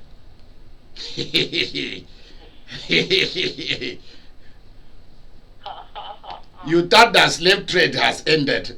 That's what you thought. It will never end. You're joking. Black people were sold by white people. White people were simply following what they know. Black people did not understand this. White knew. The Egyptians knew. Why do you think that all these kingdoms went to war with their gods? Why do you think they went to war? Because they knew what I'm telling you now.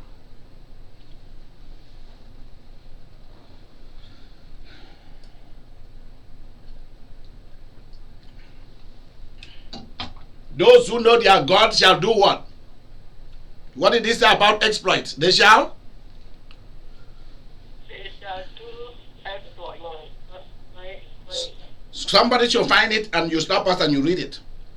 Stop us and you read it. Those who know their God, you need to find it and read it to us. Somebody has to sell somebody. Somebody has to sell lands and people and take over. Isaac was telling Jacob, wherever you entered, even if there was no blessing in that place, the earth has been told already by me. I have bought the earth, that the earth should produce, give you of its fatness. The fat things of the earth belongs to you. Whether the earth likes it or not, it has been bought and sold and given to you. Whoa! Whoa! Daniel chapter 11. Daniel 11:32. 11:32. Read it. Let's hear you. Those who do wickedly against the covenant, he shall corrupt with Leave that side. Read us the other one. Leave that. Read the one that pertains to us. Leave that side. The people who know their God shall be strong and carry out great exploits. But those who know their God shall do what? Shall be strong and do what? Strong and do exploits. And do exploit. Roslyn, keep reading. This is getting interesting. Let's keep hearing. What are the other things? What are the other things? He has bought the nations. He's bought the sky. He's bought the kingdom of God. He's bought the planet. He has bought the earth and his fat things. What is the other thing that he bought? And sold, and it was sold, given to his son. Can I start now? Yes. Okay. May nations serve you and people bow down to you. Whoa. Lord over your brothers. Whoa. May the sons of your mother bow down to you. Whoa. May those who curse you be cursed. Whoa. Those who bless you be blessed. Whoa.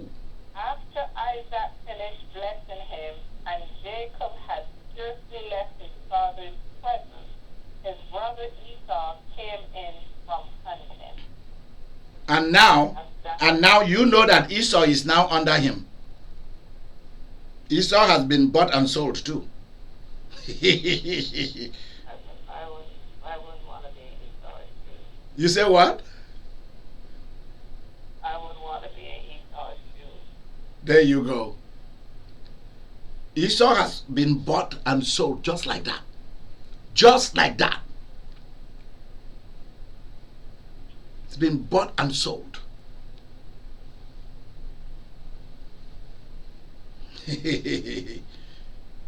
Keep reading. Are you done? Should Vivian start? Yeah, Vivian is supposed to take over. Okay. And he also had made savory meat and brought it unto his father, and said unto his father, Let my father arise and eat of his son's venison, that thy soul may bless me. And Isaac his father said unto him, Who art thou? And he said, I am thy son, thy firstborn Esau. And Esau trembled very exceedingly and said, Who? Where is he that hath taken venison? Who trembled exceedingly? Isaac. Okay, continue. And Isaac trembled very exceedingly and said, Who? Where is he that hath taken venison and brought it me? And I have eaten of all before thou comest, and have blessed him. He has drank, he has eaten, his belly is shooting out, about to pop with all with all that good meat. and alcohol. He is full of the good things. And here, the real person showed up. Oh, the food is so delicious. He licked the plate. He licked it real good. Yeah, they maybe there was still some alcohol in the bottle, and they make sure that the alcohol does not escape from that bottle, and he's still drinking. And there, yeah, there came, yeah, you know, there is still one more bottle of the rum punch still there. He has not yet even opened that one. That one is to be used to say the grace, you know. He has not yet even opened the rum punch that Diane made, or Roslyn. Woo! And here comes Esau.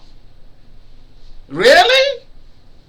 You are eating and drinking? Who brought this to you? What's going on?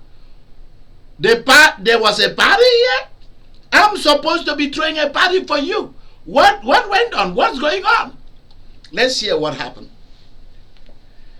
And when Esau heard the words of his father, he cried with a great and exceeding bitter cry. Why do you think that Esau cried? Why do you guys think that Esau cried? Will you not say, anybody reading this in modern times say, is this not just ordinary words? This man just said ordinary words. Why can't Esau go somewhere and find an elderly man and say, you bless me too? And let the person bless him. As long as the person is an elderly person, or maybe somebody, a relative of the family can bless, an uncle and aunt can bless, will that work? No. Because that's how we think today. Yeah. Why is that important? This guy just said a few words over Jacob. Is that important? Is that what they should be fighting over, words? This does not mean this. In America, we will say this does not mean a damn thing. It doesn't mean nothing. I mean, I can do whatever I want to do in life. What he said doesn't mean a damn thing. That's what we will say in America. Doesn't mean nothing. And you don't know that that's the real deal. That's the real deal. Why do you guys think that Esau wept with a very bitter cry? He wept with a very, we are not talking of kid, this is a man. These are men in their 50s, 60s. He's weeping and crying. What do you think? Why was he weeping with a loud cry? Eh?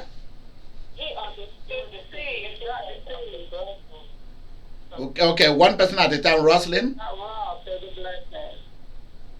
Okay, so he got robbed of the blessing. Vivian, Roslyn? I said he understood the significance of the blessing from his father.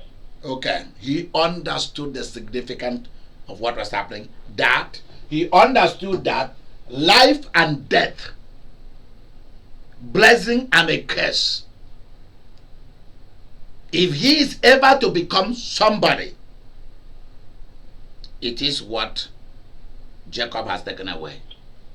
That's the real thing. Because you can have, that's what I said to all of you.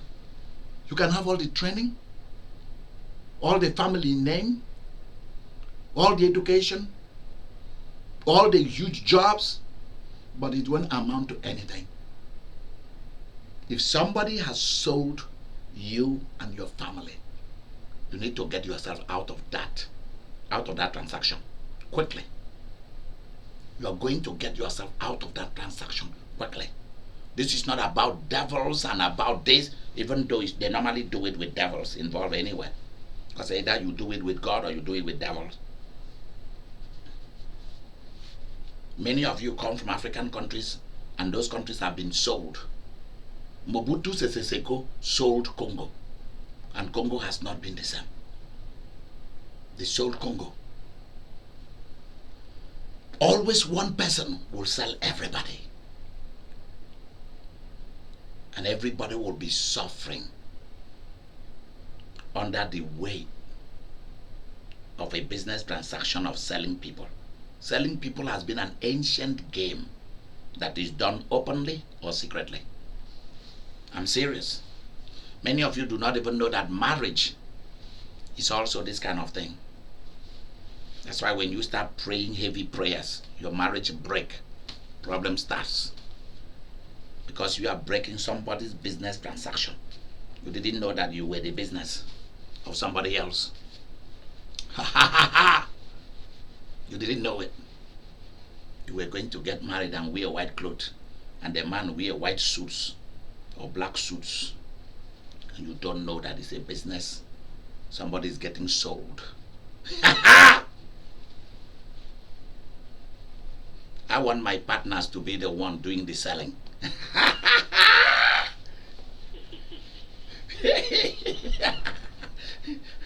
I'm serious. I want my partners to be the ones who will be doing the selling. Mary, you remember that place in the Bible that talks about that he will share. Amen. He will share among the great. You remember that passage? I think it is in Isaiah. Yes. Go and find it and stop us and read it. Oh, that's great. Yeah, he is going to share because of the price he has paid, because he has bought everybody with his blood. He's going to share among the great. When you find it, you tell us.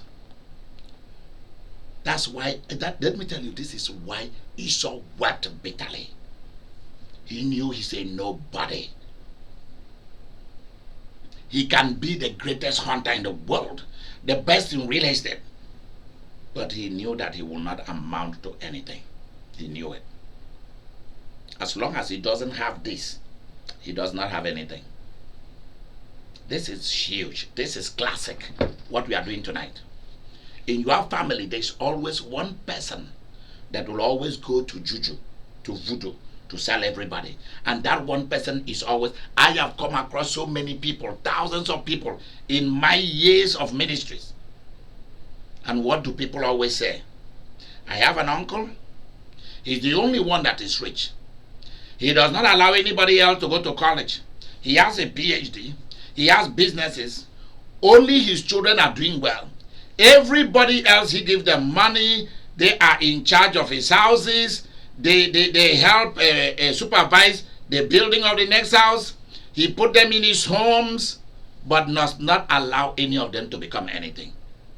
And you will see one person will come to realize that sooner or later. And when that one person realizes it, what is the next thing? That person becomes sick, loses their jobs, so that you will be dependent on that. You always see there is one person. It does not mean that there are no family. There are families where one person will break out of poverty and said, I am not going to be under this curse. That's different from what I'm talking about. It's somebody whom you see from the word go, they are doing well. Everybody else is suffering and they don't care. Until that thing is broken, until you go to buy back, because this is an ancient, mysterious practice of wicked people. And let me touch it down here. Let me touch down here. That one person will always make his brothers and sisters, many of that person's brothers and sisters will have mental problems, drop out of school. Their sons and daughters will have mental problems. I'm telling you how this works, because I know this. Yep. That one person will try to eliminate all their brothers and sisters or silence them and take over. And will be giving you peanuts. And the person is in charge of the huge assets of the family. One person will always go to the devil, will always go to wicked ancestral spirits, will always go to hell, will go to dark planets to go and buy and sell everybody and take over. They'll take over a whole nation, a city. That's why you go to some city, they'll tell you those who own that cities, because they are the ones whose voices matters. Doesn't mean that there are people who have done great things and so their voice matters in a city. That is different. Keep reading, Vivian. Isaiah. Read. Isaiah 63 verse 4. Okay. In this verse it says, Therefore will I appoint. Will I divide him a portion with the great? Oh. And he shall divide the spoil with the strong. He shall divide the spoil with the strong. Strong. Because he has poured out his soul unto death. There you go. Stop there. Write it down. That's all. That's all I need. I just need that. Just that sentence. I don't need the other one. Thank you, Mary, so much. Vivian, continue. I said unto his father, Bless me, even me also, O my father. And he said, Thy brother came with fertility and hath taken away thy blessing. And he said, Is not he rightly named Jacob? For he hath supplanted me these 2 times. He took away my birthright, and behold, now he hath taken away my blessing. And he said, Hast thou not reserved a blessing for me? And Isaac answered and said unto Esau, Behold, I have made him thy Lord, and all his brethren have I given to him for servants. Do you hear that? Do you hear that? Do you hear that? I have made him thy Lord. You are now his slave. You are now his dog. You are now his servant. And all of his brethren have I done what? And all of his brethren have I given to him. All of his brethren have I given to him. So how did Isaac do this? With a powerful word that came from his soul. Spirit. From his person as a spirit, he bought and sold everything to Jacob. Even his brethren. You are now getting it, so that you get this. Because many of you say, what kind of teaching is this? I have never heard this. You are hearing Isaac saying it. Even his brethren has been bought and sold and given to him. One man or woman from your family will go somewhere and buy and sell everybody in that family for generations to come. You better know it. That's why tonight during this Lent, I decided that let's deal with it. Who bought and sold the blessing? Who bought and sold? Who bought? Who took away everybody's stars, everybody's houses, everybody's blessings? Who took away all this and left you struggling like a thief? Who did that? Who bought everybody in the family? Who bought everybody in the nation? And turned everybody into a bad natty. You know what we call natty by the reggae musician? They say somebody is natty. N-A-T-T-Y. Huh?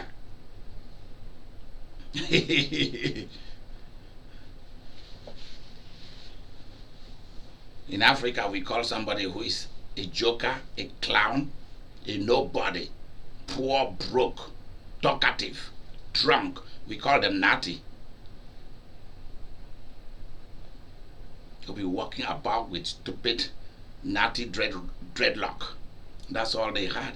If you ask them whether they have money in their pocket, they will offer you marijuana. That's all they got, natty. Like a bad natty. That's it. I'm not trying to be disrespectful to the Rastafarians. I'm just making a joke.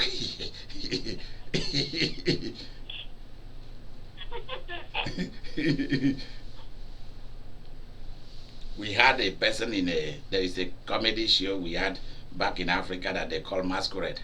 And we have this man called Natty. Oh God. Tell me about it. Whoo.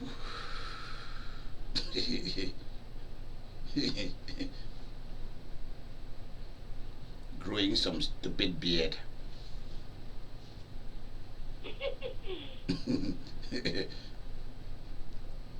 Walking about like bombs all over the place.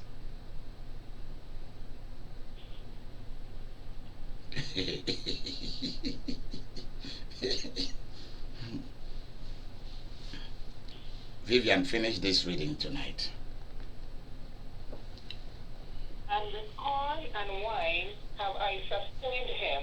Hmm. And what shall I do now unto thee, my son? And Esau said unto his father, Hast thou but one blessing, my father? Bless me, even me also, O my father. And Esau lifted up his voice and wept. And Isaac his father answered and said unto him, Behold, thy dwelling shall be the fatness of the earth, and of the dew of heaven from above. And by thy sword shalt thou live, and shalt serve thy brothers. And it shall come to pass, when thou shalt have the dominion, that thou shalt break his yoke from off thy neck. Okay, so when somebody is bought and sold, a nation is bought and sold, what do?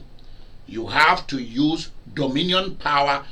That means that that person, that family, that group that has bought a nation, or one person that has bought and sold everybody, has put everybody under what? A yoke. You see it? It's now getting clearer. If you are strong enough in days to come, and you can break out for your freedom, and not save your brother anymore, then you will be free from his yoke, because the blessing that I have blessed him has made you his slave. I have put a yoke on every nation and everybody because of him. He has put a yoke. Jacob now has put a yoke on everybody. That's how it is. So now you see why things are happening the way they've been happening. Because they are all under a yoke.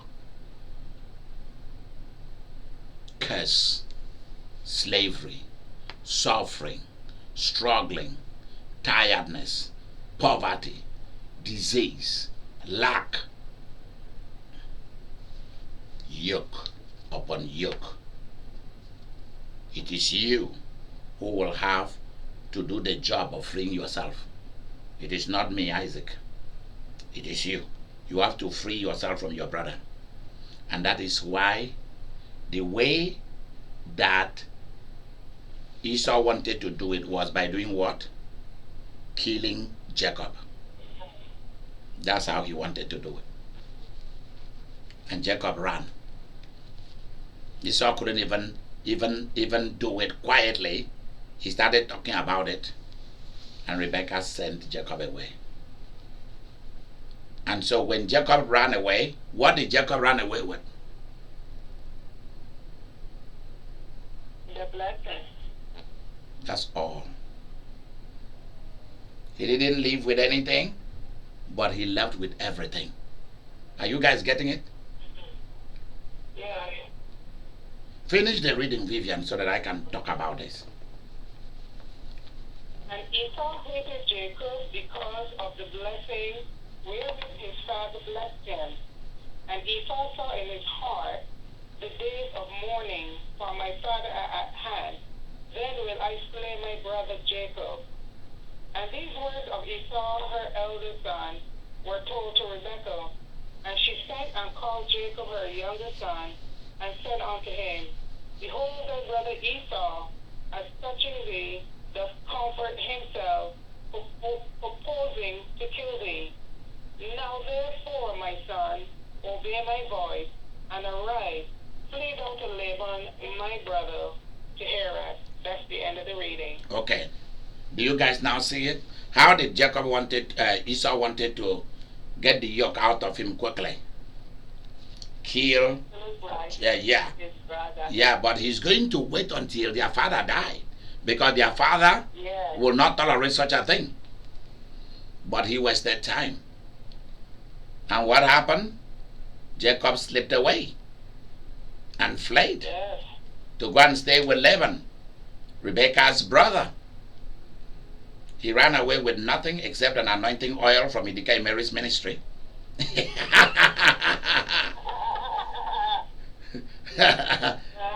That's all he left with.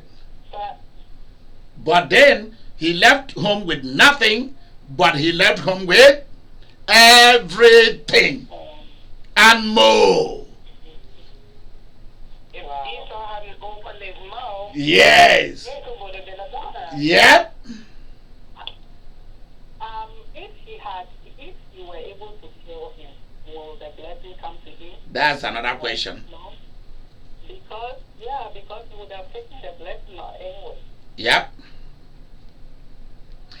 If we kill him, the blessing will be lingering. So he will have to, he will have to take the blessing by force. He will have to take the blessing by force, because there is nobody here to enforce the blessing, so somebody has to take it. And Jacob and Esau will have. All that Esau will have to do is wait. Mommy died, daddy died, he goes to their grave and proclaim the power. And goes there. I'm not here to talk about the bigger things. Let's not go there. Those of you who want to hear the big things about how this thing is done, meet with me privately. Then I can schedule a meeting of some small circle of those of you who can stomach the things that has to do with royalty, leadership, rulership. Then I'll talk. I'm not going to talk this in public, because it's a deep things. Those are the higher form of things. Because I can assure you there is a place where somebody will buy and sell everybody, and that person will need to be exterminated. And the earth sometimes wastes a long time to carry out this kind of thing, to get themselves out of this. There are ceremonies that are done. There are things that are done to get yourself out of this, and that is what we are going to do one of the nights. One of the nights. I won't tell anybody when it will happen. It will just happen, and I will put up a small video that we are meeting for a special thing, and that is it. And let everybody turn up, and that's the night that you are going to free yourself. And anybody who has sold you or sold your family will deal with it.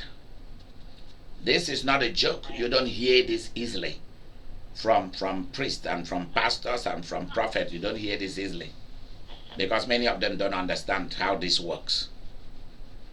I'm telling you, this is why a lot of leaders in nations are able to stay in position of power forever, and they pass it on to their children. And everybody coward. Everybody are like a cow. They've been tied to the tree. They can't do anything about it. They are afraid. They are afraid. That's why many people are. Why is it that we have all these prophets and nothing changed? I laugh at them. I said they've all been cowed. C-O-W-E-D. Like a cow, they've been tied to the tree. They've been bought and sold like donkeys and camels. What do you think they can do? They cannot do nothing. When the supernatural is unleashed against people, they can do nothing. Unless you know. And then you stand up against it. And you dominate it. And you talk to that force and say, I'm not part of this. I get me out of this. I buy myself out of this. And not only that, I am buying the person who bought us. And this is what I'm using to buy them. When you call me, and when we will have that small meeting, that small holy hour, That's when we will do the selling. We are going to be the people who will be doing the buying and the selling of other human beings. I'm serious. I'm not talking about slave trade here. I'm talking about something bigger than slave trade, although it's still slave trade in another sense. So you guys do not know that those who own the producers, those who own the big industries, have bought and sold those who come to work for them. Don't you know that?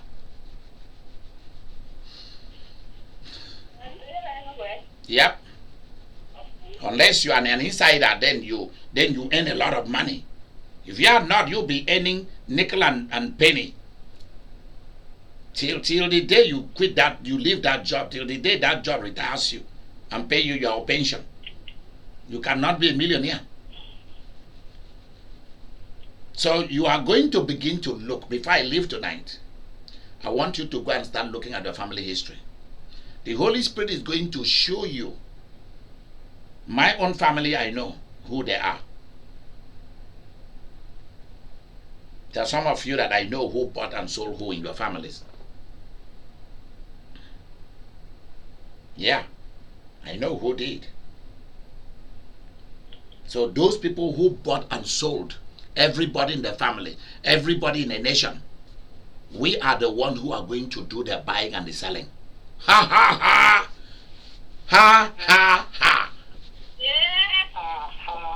Yep, we are the ones who are going to do the buying and the selling. So in our generation, we are the ones who are going to give opportunity to many people to prosper. Why is it that in your nation only a few people prosper? Why is it that in your family only one person prosper? Why? Why is it that one person is in charge of all the houses that belong to your grandfathers and grandmothers? Why? They are in charge of the lumber business that should have belonged to everybody else.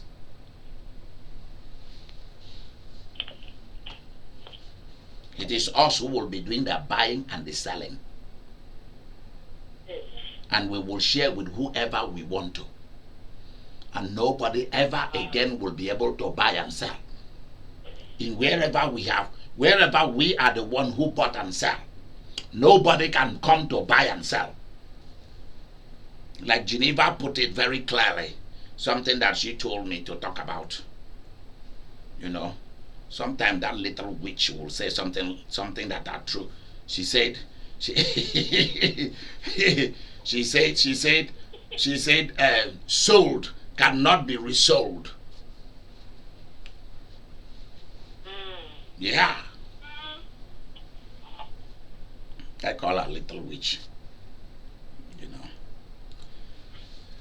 Not for retail. No, not for retail. No.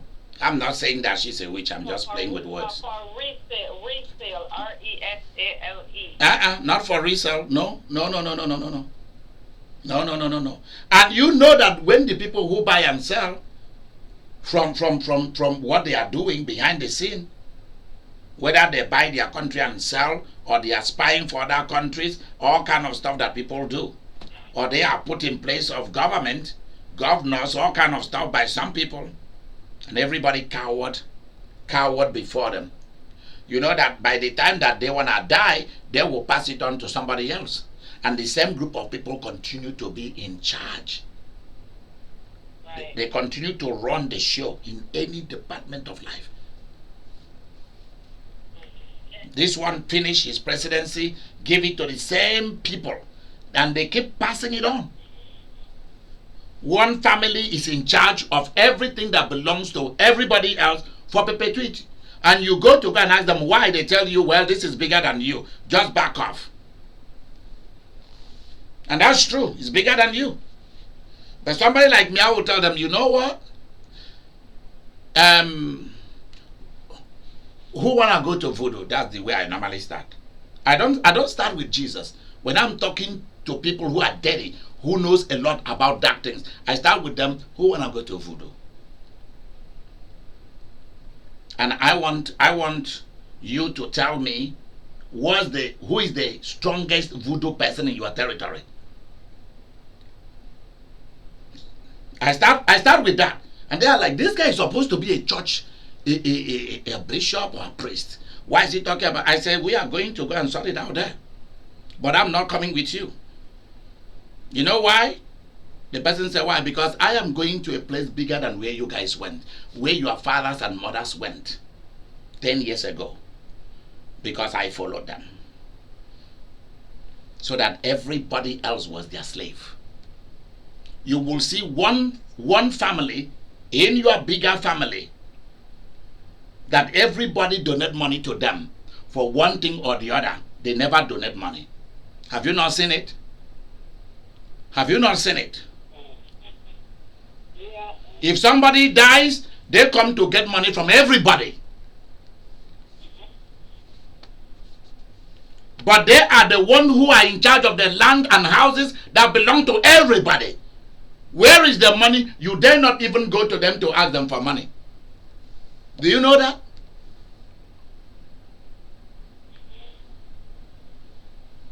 Go and ask them for the money that was in the bank account of everybody, where it is. And they will start challenging you and telling you, why are you coming to ask for something that does not pertain to you? And that is why I said to them, well, we will go to voodoo. Because I'm speaking the language they understand. And they think that I really mean voodoo. You know why? Because when I tell them we'll go to voodoo, I'm trying to make them to go to voodoo. So that they will go and die there. Do you guys get it? That's the way I started. I said, we are all going to voodoo to go there and swear that what you guys are doing is right. That you guys are supposed to be in charge of everybody's wealth. So we are going to voodoo and you guys must come. And I'm coming with you guys. But I will not. When once I challenge them and I tell them what their father did or their mother did, they are up for war. And they will want to go to voodoo. They will want to go to voodoo. And that is where I normally go to kill them. Because that is what they understand. You have to kill people where and through what they understand. What was done to the devil. And that is where you tell Lucifer to go and kill them. The very same person that gave them those things, you are to use the same person against them. You guys don't know. There's a lot of mysteries on how these things are done, how these things are settled. That's why God can call a demon and send him on a mission to the earth. And they will come and do bad, wicked things on the earth and do it and go. Because they are already wicked spirits. So you use them to finish the wicked job that they've already started. These are deep stuff. You make them to go back to voodoo. And when they go back to voodoo, the person that is now in charge of that voodoo said, it was my father that did it for your father. Or did it for your mother. But they've now died. So they did not leave me with any law or any regulation. They didn't tell me anything much of what to do if this thing is being challenged. I don't know what to do about this. And you will see the person will say, but you know, should we bring this? Should we bring that? It is this guy, this stubborn, rebellious guy that cannot keep his mouth shut. He want to come and take food out of our mouth. And they will ask, who is this? And they will bring my picture or your picture and show them. And that is when what we call katakata. That is when katakata will burst out in that place. We call it katakata. That's when katakata will explode inside that shrine. Few days later, people are dying like flies, or people are running away. And that is why you go to some places, you see beautiful homes, nobody live in them except roaches and rats and snakes. Nobody want to go there because they've now become what? Haunted houses. Because they are blood houses. You see land, nobody want to go and build in that land. That land has been there for the past 100 years. Nobody want to build there. Why? Because it is a contested property. And they go and contest and die there. And nobody want to go and build there. Of course, those are the kind of land that I want. So I desperately want to entice the wicked to go to voodoo. To go to the water. And to go to the water. If what they used to buy everybody was from the water, they will go to the water. And that is where I go to the water. Because you have to go there to go and talk to the principal person there and tell them why she cannot work with them anymore. That's how it is. You have to go. Of course, they did not consult the ancestors when they did the evil thing they did and buy and bought and sold everybody. They didn't, because they know that the ancestors will not agree with them. They know it. They know that what they did was wrong. They know that hell will not agree with them. They know that the queen of the coast will not agree with them. But they forced their way through to buy and they sold everybody. So you have to go to the source, to go and talk to the source. And that is where language changes. And you speak the language of those people. And tell them why. Because it is a court.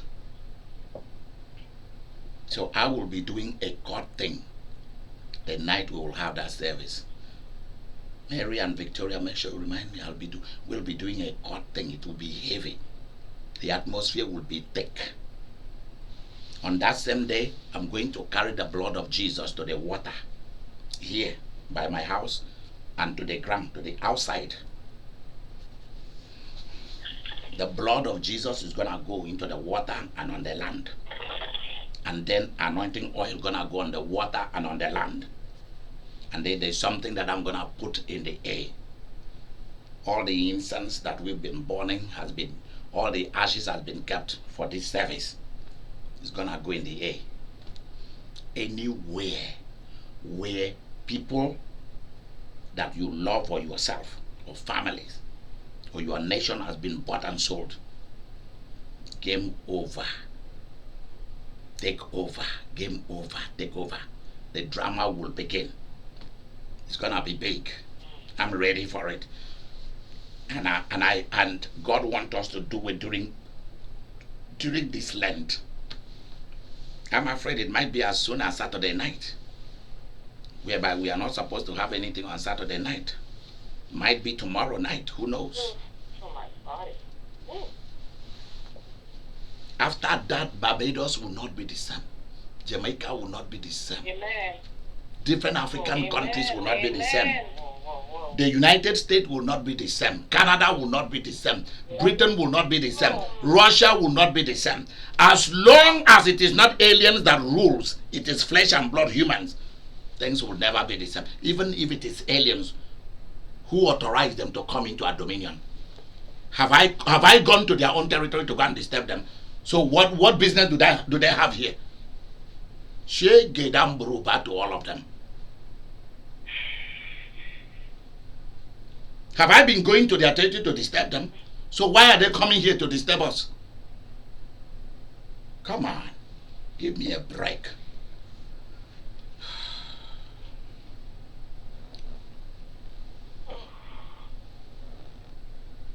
Bishop, you send chills through my body. Yep. Any devil that come to visit you before we do this service, because they know that power is going to change hand. Any devil or fallen angel or wicked ancestral spirit that come to visit you in the night while you sleep, wake up and go to the living room and say, welcome, stand there, that's your punishment. Just stand there and you go back, be my bodyguard while I sleep. You go back to bed and sleep. Don't even look at them. Oh, some black things are coming into the house. How dare you? You'll be standing there, you'll become my bodyguard throughout the night. And by the way, you're gonna pay a lot of money before you'll be allowed to go. That's how we treat vampires. Real vampires, I've seen many of them. We beat them. That's what we call lycanthropism. You can go and check it out. Lycanthropism. People can change from humans to something else, including fireflies, pussycats, dragons, lions, elephants, and they can turn back. They can even turn into pigs. If your neighbor hates you, they can turn into pigs and go into your farm and dig up everything that you planted. I've seen it many times. And turn back into human beings. A lot. That's why sometimes you go hunting. In real way, people practice this thing. You go hunting. And you try to shoot a pig and you hear the pig shouting and calling you by name. Hi, Victoria, don't shoot me. I'm human, I'm not a pig.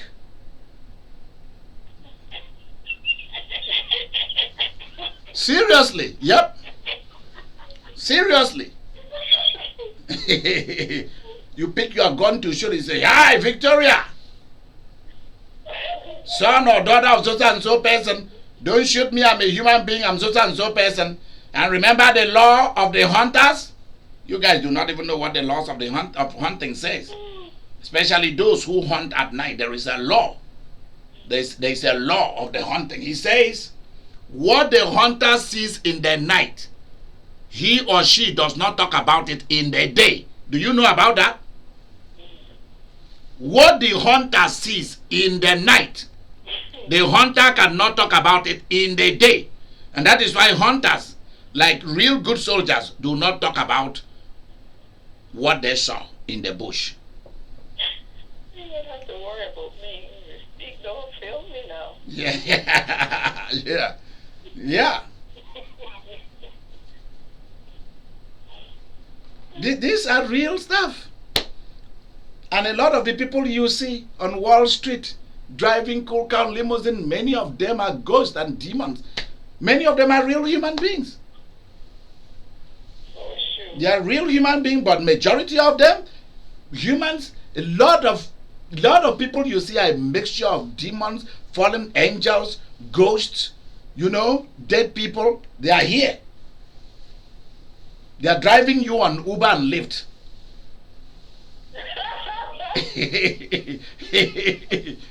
Yep.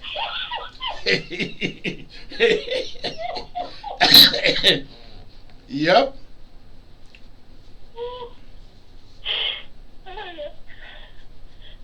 I'm serious.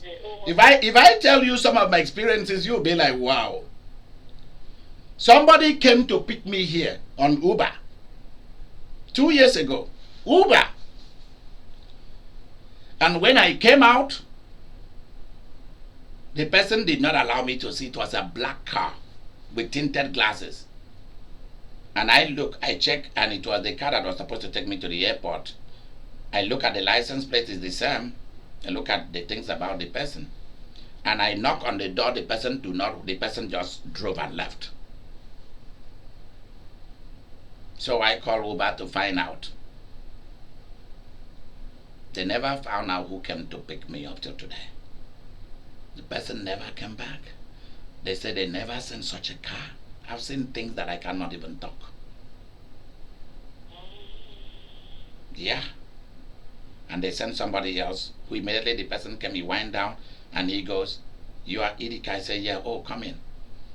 Immediately the person saw me because I saw that the light was on because it was early in the morning. My flight was supposed to leave at 7, so I have to leave the house by 5.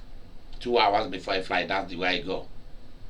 The person wind down was watching me as I was coming. And as the person began to see who I was, oh, wind the glass up. Because they see you differently. They see who is following you. And they see a bright light following you. Like the light that hunters have on their face when they are hunting. Bright, big security light is shining from your face.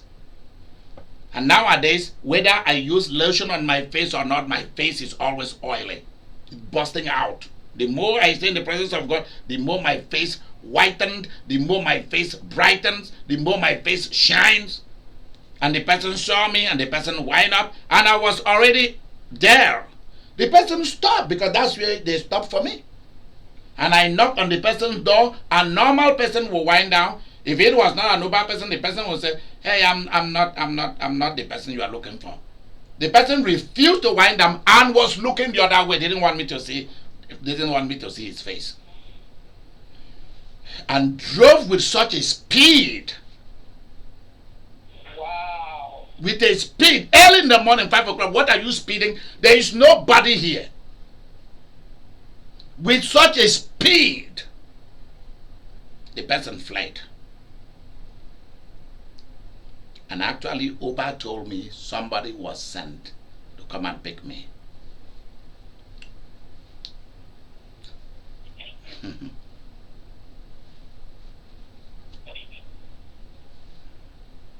There's a lot that's going on.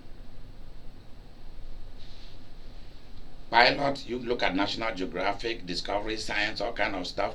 You see, pilots have entered the they've taken off.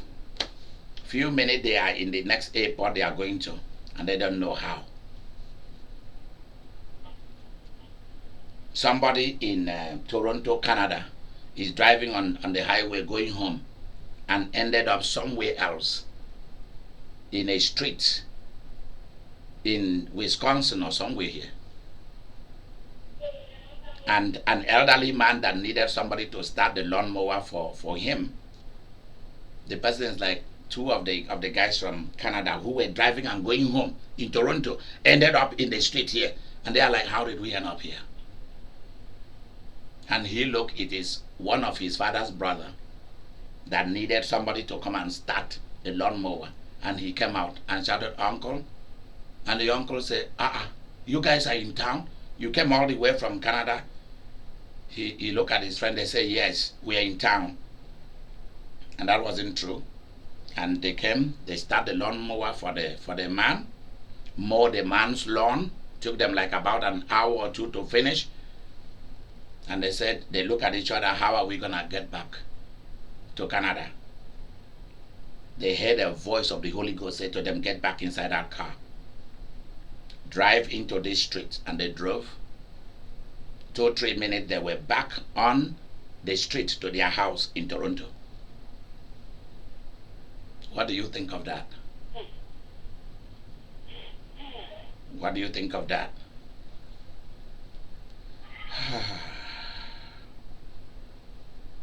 Rules of engagement that was not an engagement has to be broken. That's what it is. We are going to break laws. We are going to break rituals. We are going to destroy sacrifices. And we are going to sell everyone who sold their nation, their people, their family members. We are going to sell them all and buy them all. Ha ha! And they cannot be resold. Is that resold? Yeah, they cannot be resold. So that's what we are going to do. Use this particular video as a classic. When it comes to this subject, you go to YouTube, you look for it and listen to it so that you can learn from it. This is part of the seriousness. This is not deliverance stuff. This is not deliverance. This is not deliverance. This is more than deliverance. Because you are dealing with power. You are dealing with human. You are dealing with human spirit. You are dealing with human mind. And you are dealing with human being going to invite forces of darkness to come and help them. That's what you are dealing with. I wish you a very, very happy, is today Wednesday? Yeah. I wish you a very happy Wednesday night. You have a wonderful night. And for those of you who have not yet broken your fast, please go and break your fast. Have some wonderful things. Keep happy. Make sure that you stay happy. Don't stay sad. Good night. Good night. Thank you. Thank you. Mary.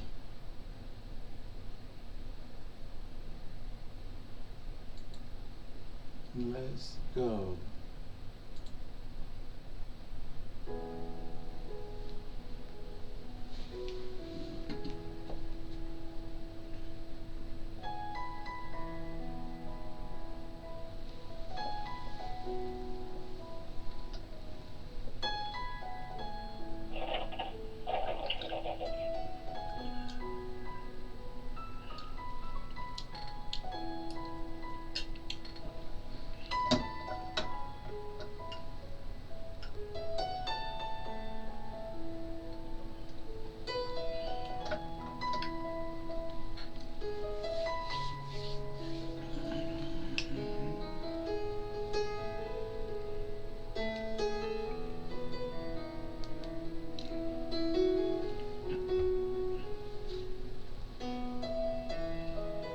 Good night and God bless you all.